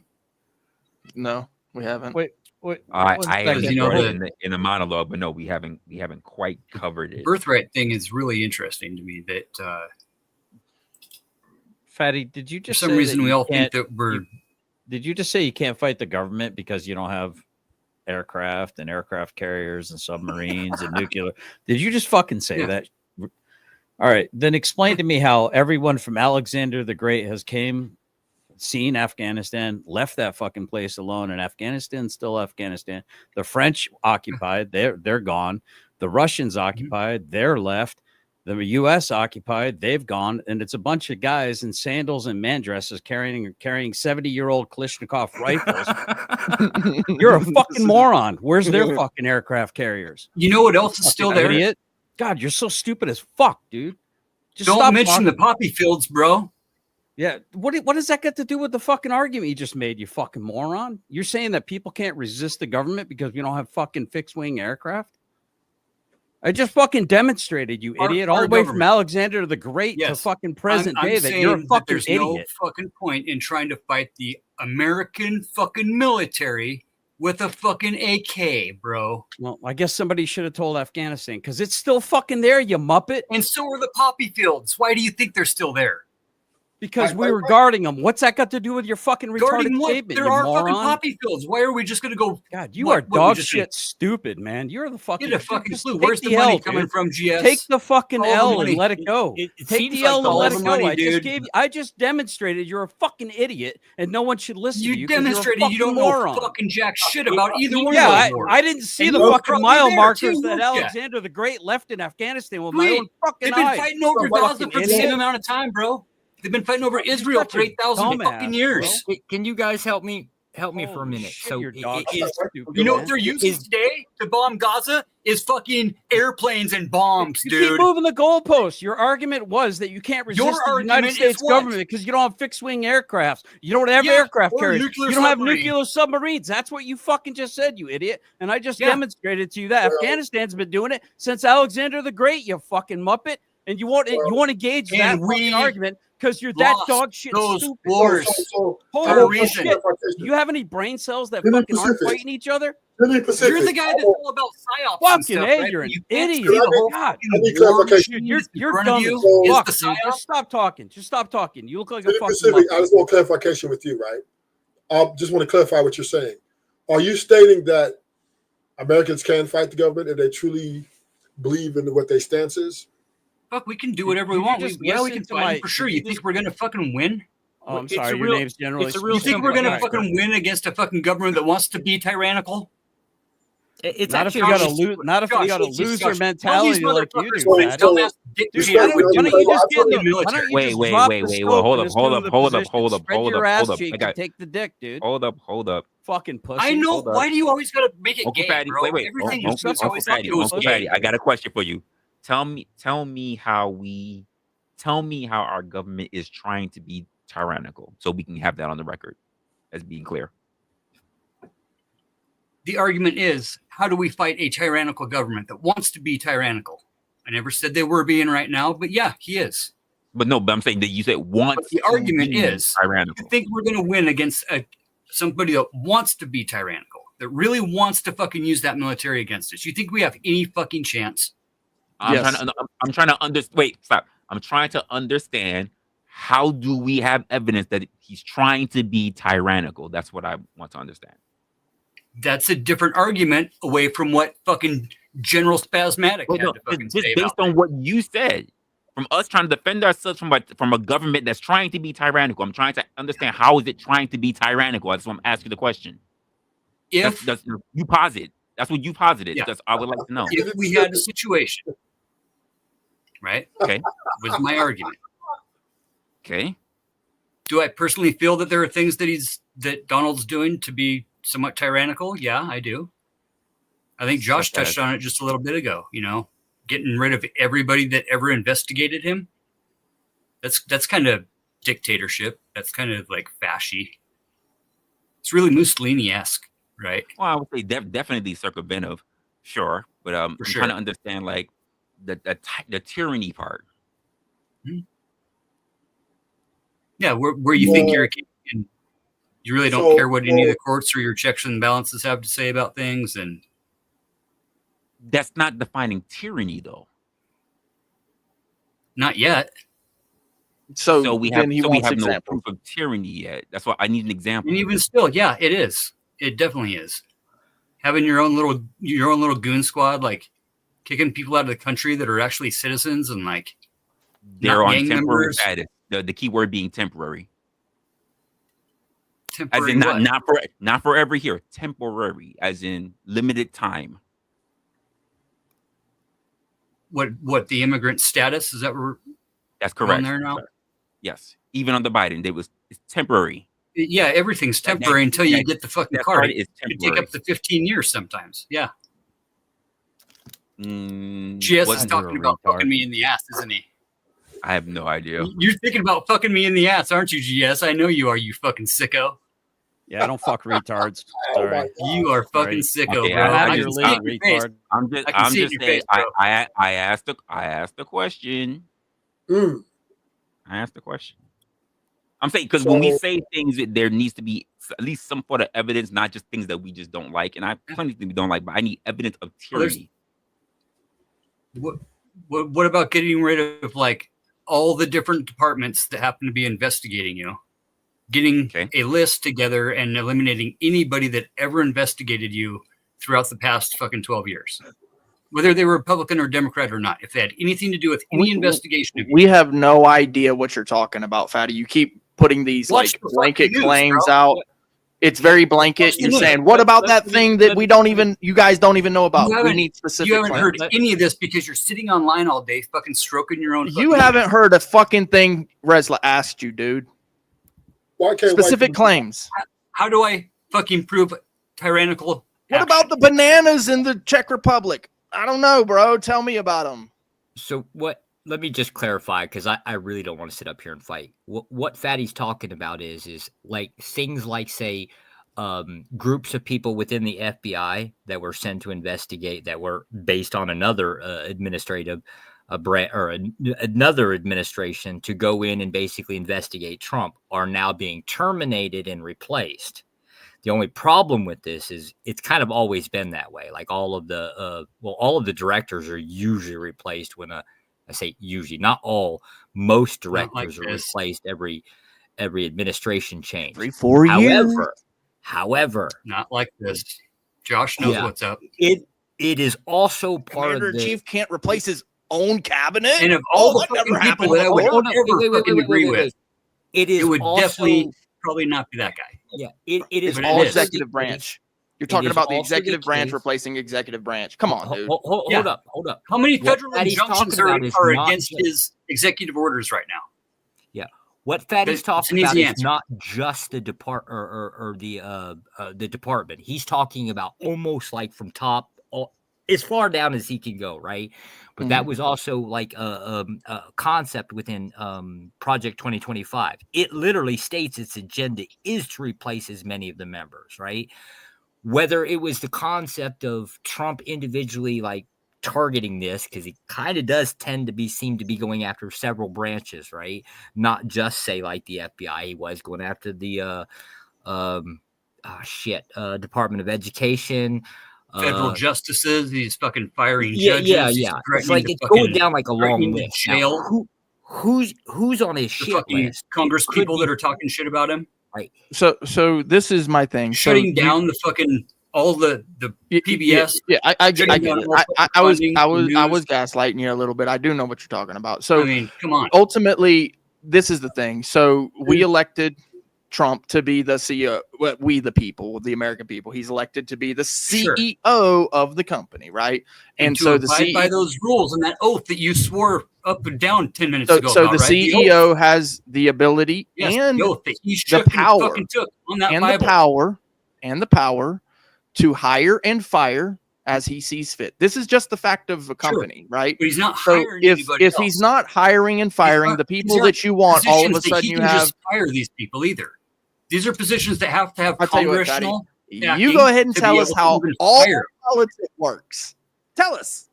Go ahead. He can't legally fire these people, and he's doing it.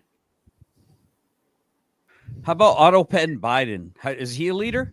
Otto Penn Biden. How about Hunter's fucking That's laptop, dude? dereliction of fucking duty. Otto Penn Biden. What why you wanna about talk fucking shit about Hillary Trump? and Benghazi, bro? Oh my God, Benghazi. What about serves at Benghazi, the bro. pleasure? Serves at the pleasure of the president. What part of Oh that my don't you God. understand? Oh. That's what Brick Oh. is talking about. You tell me the Oh. executive can't fire the executive, you fucking muppet. He God, can't you are fire dog federal shit, Steve. judges. Just stop He can't fire talking. Go federal to, judges. go Come to on. bed. Go to bed. Get Wake with up the and read a fucking fucking program, book, bro. you idiot. You got that God, flag you're sitting so behind you. fucking stupid. I Real let my dogs patriotic, out. aren't you? I let my dogs out to take a shit, Yeah. and that was smarter than I know what I you just were out fucking there heard beating you off, running your thinking mouth about about. fucking me in the ass. I know how you do it. Don't worry. It's all good. I Say thought white people something got along. minorly intelligent. What about Auto Pen Biden? Move the fucking goalpost, you retard. Is he a leader? Sleepy Joe, the most diabolical fucking Auto bad guy Pen that the whole Biden. You know time that he is so he's fucking signed- retarded they he can't walk down signed. the stairs.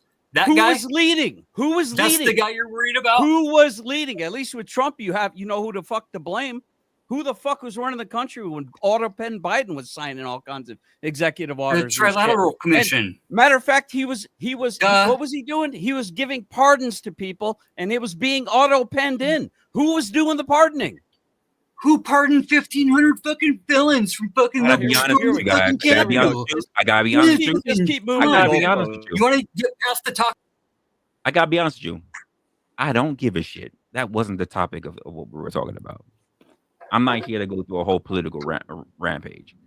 Now we want to talk about what was brought up apparently about the leadership and what your birthright. We can go through that, but I honestly could not give a shit. Well, I like that birthright thing because, you know, it's guys like this guy, right? That think he's fucking, you know, some lore of some king somewhere. But we were all peasants, just like Yeah, everybody I'm else. engaging We're all leadership. How can you relate it Leadership. to leadership? Uncle Fatty? Leadership. How does not auto Tiad penning? How does auto penning anything when the bureaucracy is doing? Who's leading? You want This to is talk very shit difficult. about This is Trump? I'm very asking you a difficult. question. I tied it into the fucking subject. How is he being a leader? And who do you blame when you don't know who the fuck's auto penning it? I blame the Who's Trilateral making the Commission. decisions? Is that leadership to your fucking monkey ass? No, that what but that they is? weren't trying to take over the fucking world, bro. When once. No, Once. they were Tell me trying to be one dominated fucking by time, the world. motherfucker. They were trying One to let time. us be. I don't care about politics. I thought white people got along, Brick. What's up with that? I don't give a fuck about what's going on with Biden. I don't give a fuck really what's going on about Trump. We were discussing Trump's leadership, not all the other things that was going on. This is not a political debate. None of that shit. We're literally just talking about leadership. But Sleepy once Joe again, talked about invading Canada all the time, didn't he? Ideals of leadership, Uncle Fatty. Does that make any sense? Yeah, to like you? like communication skills, right? Okay, go on. Yeah, divisiveness. You know, being able to adapt and overcome in certain situations. So, You know, so to- divisiveness. Faithfully how is- execute the mission statement to your teammates. Okay, go on. Empathy. I you know, like it. I like Vision, it. integrity, charisma. I would say is probably the most important thing. Charisma. It's kind of a I don't know about that one. yes, But Chris. I also don't agree with divisiveness. Charisma part of communication, so I would accept that. have to have divisiveness. Okay. decisive. Under that. decisive. Okay. You have to separate the your status versus the lower. You know what I mean? The soldiers has to be a distinct difference. That's a divisiveness. It has to be. You have to respect me as your superior. It's just yeah, but we can leave. in order for you to be a team, you can't be divisive. That's now You you're have to. divided. No, you have to be. Listen, Decisive. listen to this. Listen to this. America is built in divisiveness. They run on a decentralization, meaning everything is divided up into just little bitty parts, and then the leader comes in. Wait. Stop. Okay. No, it's ruthless. Tie that into leadership. That what? Tie that little thing that you just posited. Tie that into leadership. So leadership, if I'm a leader, right, I'm setting the rules, and I'm also, how about divisive? The people below me need to understand that they're below me for a reason. So we're going to be divided on, or we're not equal. We don't share the same authority, right? I have the final say so. This is how we're going to roll.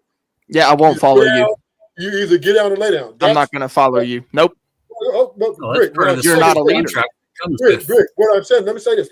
What I'm saying, Brick, even if you take your style, right? Like I remember I said the different leadership styles. Let's take the more people approach, right? So I got Brick, you're my right hand man, Russ is my left hand man. And the rest of the guys, there's still going to be understanding when I relayed a message to Uncle Fatty, General Pacific, Joshua, that hey, these guys are above you. They have when they come in with the rules or whatever it is, you need to understand that you're not above the program. You're not above us. Okay. Right? That's the So and I understand what They you're get saying. 10-20 on General. Might have some friendly fire coming inbound. My question to that would be, who chooses that I or Resla am your right or left hand man? Who chooses that? Me. No, incorrect. Okay, I'm sorry. I'm talking about wrong style. So in the people friendly style, Uncle Fatty, General Pacific, Joshua Jones voted us in. They put me as let's just say president, and you're the cabinet leader. No. No, not in politics. I'm talking about in leadership. Well, who chooses who your right and left hand man is? If it's me and Resla who has to be chosen, who chooses that? Me. No, it is in fact the government. Me and Resla choose that. Woman. Me and Resla choose whether we want to be your right or left hand man in leadership. We are not going to choose a tyrant to follow. So Britt, gay black woman is it for sure. There's two ways that can go. You're right. There's one way is I can pick my right and left hand man, or the right and left hand man can elect me to be so it could go both ways. So right. And that's fair. I'll give you that. That's fair. Do you mind if I engage Ruthless? I think you make a really good point, which is interesting because the Bible says. I'm sorry, GS. Just turn your mic up just a hair. My mic? Yeah, turn it up just a hair. I don't know that I can. Hold on. Maybe it's not on the right one. Hold on. Let me make sure. Audio.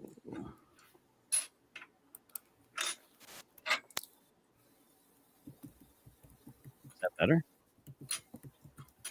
Speak again.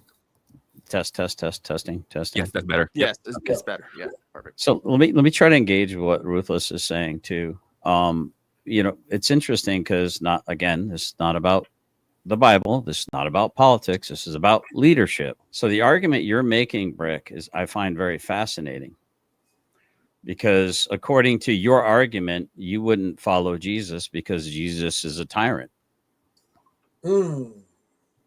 And Ruthless is basically saying, I'm not here to be unified with you. I'm the boss. You're not. You either go along or you get going. So according to your ideology, it would seem to me that you would consider Jesus Christ to be a tyrant that you wouldn't follow. But to me, so I'm a little baffled. I don't know if that's the right word. It does contradict. It is a walking contradiction. You know what I mean? You say you're a follower, but then you're saying you want to pick who you want to follow. Well, that's free will, though. In the defense, that does, but choosing his leader. To engage your premise, though, Ruthless, you're describing Jesus, and from my understanding of Jesus, which could be limited and flawed. Yeah. How would Jesus be different from like a CEO?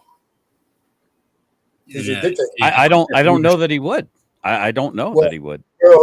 Jesus would be considered a dictator. What would be the different traits that you'd have to? Jesus would be a dictator. There's different aspects of political leadership. There's different aspects of organizational leadership. Yeah, I said, I think it's a fascinating premise that Ruthless just pointed out there. Yeah. I mean, that to me sounds like the Jesus of the Bible. It sounds like the Father in heaven. It's kind of my way or the highway. And so, I mean, I can take that. We do know that God is more like adapt and overcome. God rules with iron fist, so that's not even disputable. Well, he does in the end, right? All through the Bible. Yeah. I mean, all throughout the Old Testament. Even when Joshua went into the promised land, right? Lord crushed everybody in there. They didn't ask. They didn't have conversations about, well, how can we split this? No, they went in there killing everybody. People were running and hiding. So but what did Jesus do? That's the same thing, right? So in the Bible, he was angry. We are to be angry and sin not. That's the New Testament. The Old Testament he was pretty brutal, from my understanding. Jesus Jesus was wasn't in also the Old cast out demons. So yeah. Brick ran. Where Brick hide? Go hide it. Ooh, he ran out that heat. No, he's Yeah, probably something. done something. Yeah. So, but Brick doesn't run from fights, bro. and I think that's the thing, right? This new world leadership type, democracy / republic / everybody wants their hands in the pot, free will type setting. It just creates more divisiveness, right? More the device, because everybody wants, certain groups want what they want, other groups want one thing, other groups wants another. So right now, America's divided in 100 different parts, 1,000 different parts on which way they think America should go, right? Some people, You know, Mussolini had a thing about this. It was called the firewood theory, right? You take a piece of a tree, right? You got a chunk of something that was living, so that's definitely not going back together, right? When you take that chunk of log, you split it in quarters. You take 1/4, split it into kindling, take some kindling, split it into little micro slivers, and you will never, ever put that log back together. Yeah. And this is what's happening to America. It's so divided right now that it's usually the person that's screaming at you the loudest to be scared of somebody else is trying to distract you with something that they're doing. Well, it's interesting that you talked about destruction, Fatty, because the Bible says the builders who reject the cornerstone of whom the builders reject, or the stone of which the builders rejected has now become the cornerstone. Those who fall upon that stone will be broken, but those upon whom that stone falls will be destroyed. And that's kind of what you're describing in a weird way. You know what I mean? It's a like social contract that we all have to live by. It doesn't matter if we're into God or Jesus or any other Messiah or anything else. It's a social contract that binds us to the greater good, you know, and the ultimate collective of America that is America, the fucking combining of everything, the best of everything, and striving for everyone to be the best. Yeah, you know, and not shooting our brothers down, right? Jesus met people where they were at, bro. You know, my Jesus didn't fucking stand over people and fucking kick them when they were down, fucking take shit away from them, tell them what they can and cannot fucking do. You know, he fucking helped them. He fucking kicked the fucking money changers out of the fucking station. Right? He was angry, but sin not. Because right? it's not money that's the root of all evil, bro. It's the love of money. I agree. And right now we have a bunch of money-loving motherfuckers telling us to be scared of each other. And it's fucking working. Wait, who's telling who to be afraid of who? I say fucking unity as one fucking stand together. Wait, who's telling who to be afraid of who? I just need an example. Fucking upper 1%. You know, there's $600 billion worth of fucking individuals in the cabinet. I feel like Bernie Sanders coming on. There is a propaganda machine that exists within this country. The funny thing about that is we really can't do much about it other than to teach each other and the prodigy because we have, when they break laws, like use fucking text messages for fucking ultra secure war games. Oh, we can turn it off. We can turn it off. Yeah, I mean, you guys have seen nothing about that, maybe, or anything? Yeah, I watched the whole hearing on it. And tell me that if any one of Biden's fucking people would have done that. Hold on. Now we're going back to politics, Fatty. Yeah, why don't you just start your own channel? Because that is the talk fucking point. and you can hate on Trump the entire time. No, it's not about that. It's I'm not even gonna. Principle. I'm tired of getting put in the basement because you want to keep pulling us back to Orange Man is bad. Are we here to talk about leadership? Or we here to talk about money? Fucking Biden isn't bad. Which one is it? You gonna talk about I'm money? not saying that either one of them is good. Somebody else. I'm saying this. I just want to know why we cannot stay on task. We have pseudo leaders, right, trying to fucking lead us into their plan. And that's very evident. We understand that, but we're talking about what makes a leader. And so, yes, it's nice to contrast what is not a good leader or not a leader. What makes a leader think that he has birthright? It was when he's appointed. No, so, sir. Yes. Let me just say, I'm just saying, right? Birthright mean, I'm just saying think. He said make think. You know, I'm not saying he actually is, right? I'm saying what will make one think he's a leader because, and then he hasn't been thinking of the people say, hey, we want you to lead us. Then all of a sudden he thinks, oh, this is meant for me. This is what I do. Good. In actuality, he's not that good. So what I'm saying is, people, especially when you inherit it. Right. This is where we get into politics, right? Not the politics of America, but the politics of life, right? Where some people get the job or the leadership position because people like them, right? Oh, we just like the way he dresses, and you know he's on time every day, right? Oh, he's our leader, right? They don't really do no research. So yeah, these are the type of things that can cause someone. Yeah, right. We want to be talked to, right? We want to be told. We want to be, told how to feel, and we do. This is someone who can become. That's not part of me, the we. You know, and arrogant and think that that they deserve this As shit. a society, you know exactly what I mean, Rick.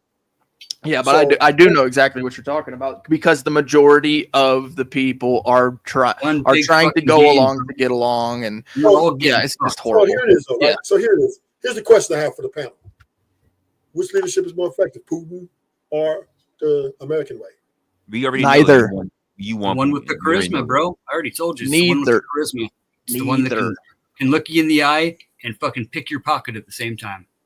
So, Uncle Fatty, I'd like to engage your premise that I do agree that we have democratic underpinnings, but we're a constitutional republic. I think people get really confused when they talk about democracy. That's two wolves in a sheep voting on what's for dinner, bro. It's mob rule, man. And I wish people would not keep clinging to that like it's some kind of bastion of hope. It's actually people in your neighborhood all voting and saying, "Oh, Uncle Fatty's got too many nice things in his yard, so we're gonna all take ourselves over there and grab one each." I mean, they all voted on it. That's democracy. How are you going to resist that, bro? The kids all watch out for me. I'm the neighborhood watch captain. But you got to understand though, bro. That's what happens when democracy takes effect. Now you're saying that you're gonna resist it with force, right? Well, then that would be going against democracy because they all voted. You have too much stuff and you need to give some of it up. So are you for democracy or are you for force? Sure. In that scenario, yeah. Take my shit. So you know what Jesus said? Jesus said, give away all your stuff. Get rid of everything and give yourself to the less fortunate. So that's what I would do. Oh, okay. So you would just give all your, why don't you do that right now? Because God's not here right now asking me to. He doesn't believe that the government is the the lesser group. Yeah, I just you're kind of talking out of both sides of your mouth right now, Fatty. How's that? Where do you stand? Where's your consistency? First, you were bragging about democracy. Then I gave you a scenario in which a democracy could happen to you. You said that Jesus did. You said that you have people looking out for you, meaning you'd be okay to give it up because there are people that would help you out. Maybe I misunderstood you.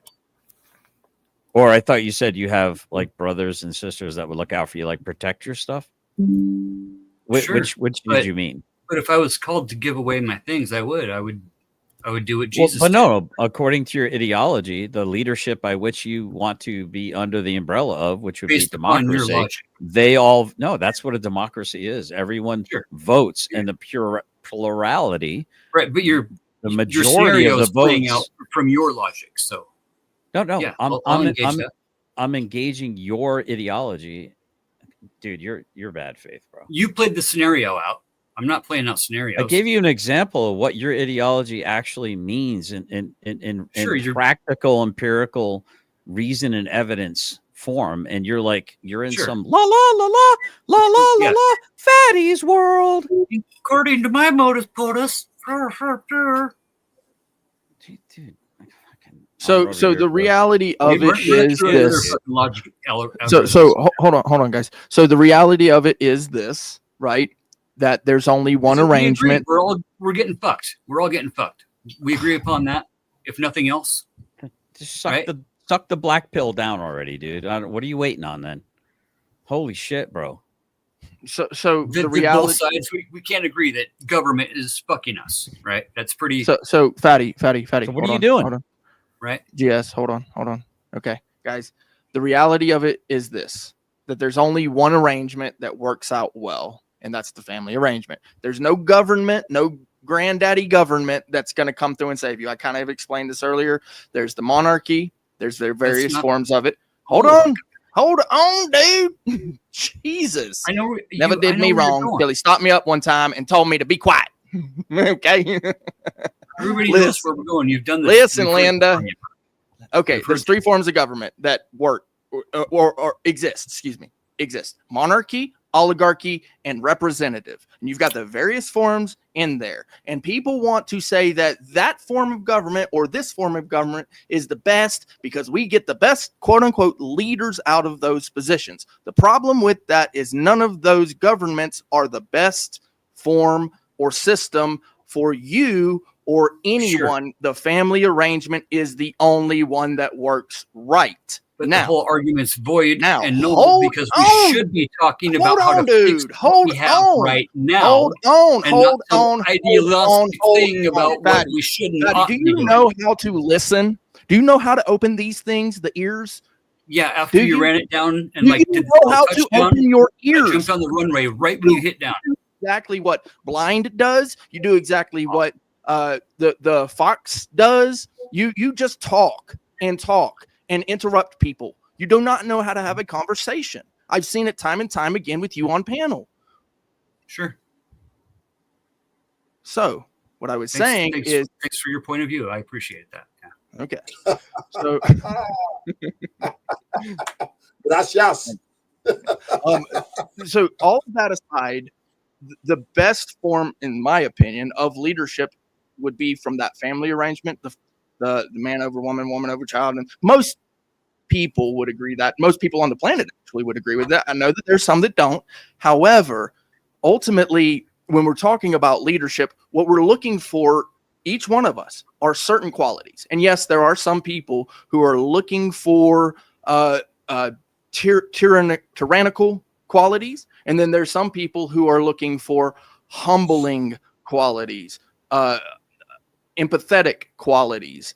Me personally, I like the idea of a humble leader. I want a leader who will listen to me when I say, hey, there's something wrong here. I want a leader who's going to take into consideration my family, right? Because I don't want one that's just going to walk up in my home. I also don't want one who's going to take my firearms. And so none of those government, monarchs, oligarchs, hold on. None of those forms of government, monarchs, oligarchs, nor representative government will do what I choose to want, right? I choose it. Yes, it is absolutely 100%. Choose to let them be tyrannical, they will, though. I'm going to leave it there, Fatty. You go ahead. I mean, won't they? If you, how many people are choosing to be under a tyrannical rule? I mean, what do you think the percentage is there? Well, very few, less than 1%. 7-10%. I mean, less than 1%. Very low. Yeah.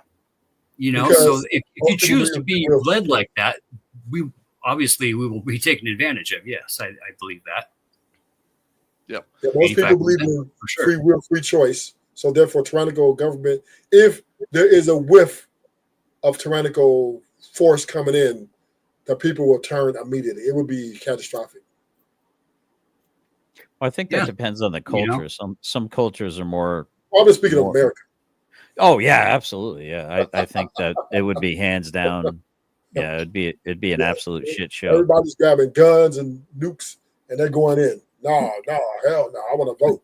So yeah. Well, I also believe that if it came down to that, it would be something similar to what happened with the Civil Wars, that there's certain ideals, principles that would be carried over into the newer system that make sense and would increase freedom, liberty, justice, these things that we cherish in this nation. But the thing about it, right? All that shit don't mean nothing because America is a corporation, right? And it is no. America, the United States. Okay, it's a corporation. America, which runs America, right? But which the people are plugged into, right, to get whatever they get. So Sure. With that being said, they ran as a business, which is why Trump is, put into that position. It's not the Because government's America job wants to it make to- money off of us, though. Yeah, but I'm just saying, Americans want America to be ran like a business, but to the beneficiary of the people, not to the benefits of the It needs government. to be ran But like a the government- 501c nonprofit. Yeah, but the To make government sure is everything's accounted benefiting. for with well The problem regulated is- systems. The problem is the government's benefiting more than the American people, and this is where we have the problem. Yep. Yep.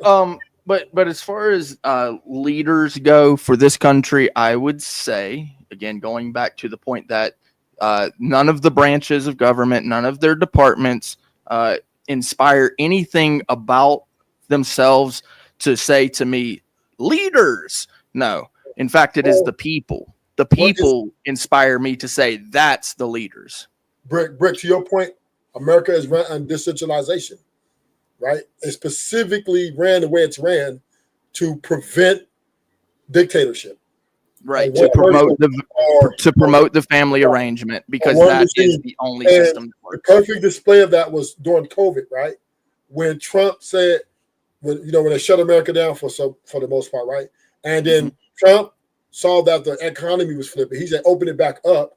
And then the state leaders, Governor Newsom, all them, like, no, we're going to keep it shut down. So that was the pragmatic of the way the corporation said it is. That one regime. Ruthless, I want to put this out there too. And I don't mean to hammer in on everybody who's gone to these political arguments. I have tried time and time again, and I know that it does take sometimes examples. Maybe you might bring politics or this or that into it. I have tried time and time again to bring it back to the actual topic of leadership. I really don't care about politics. I agree. Well, yeah, I'm not. I Listen, I here's- agree. So- I agree, and I can make it I can make it even more salient than that.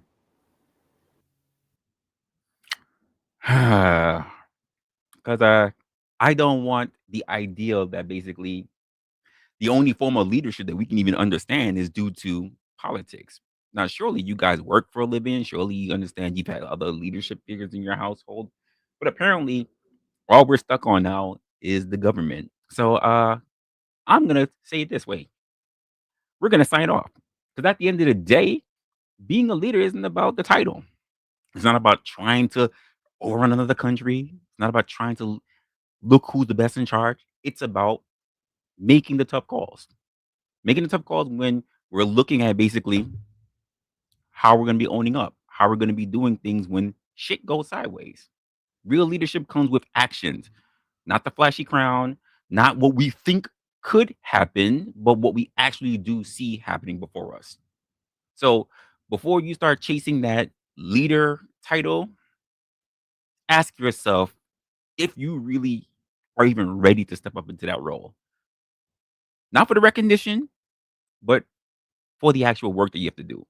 Because if not, you might get a whole bunch of people that just start judging you based on what they think you should do or what they think already has happened, or quite frankly, holding you to the standard of what leadership actually is.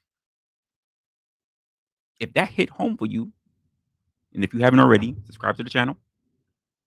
If you catch this on the replay, do me a favor, folks, and leave a thought in the comment section. Are you a leader? Are you a leader in life? Or are you just filling in a role? Just take some time to think about that. I'll catch you in the next one. And yeah, stay opinionated, y'all.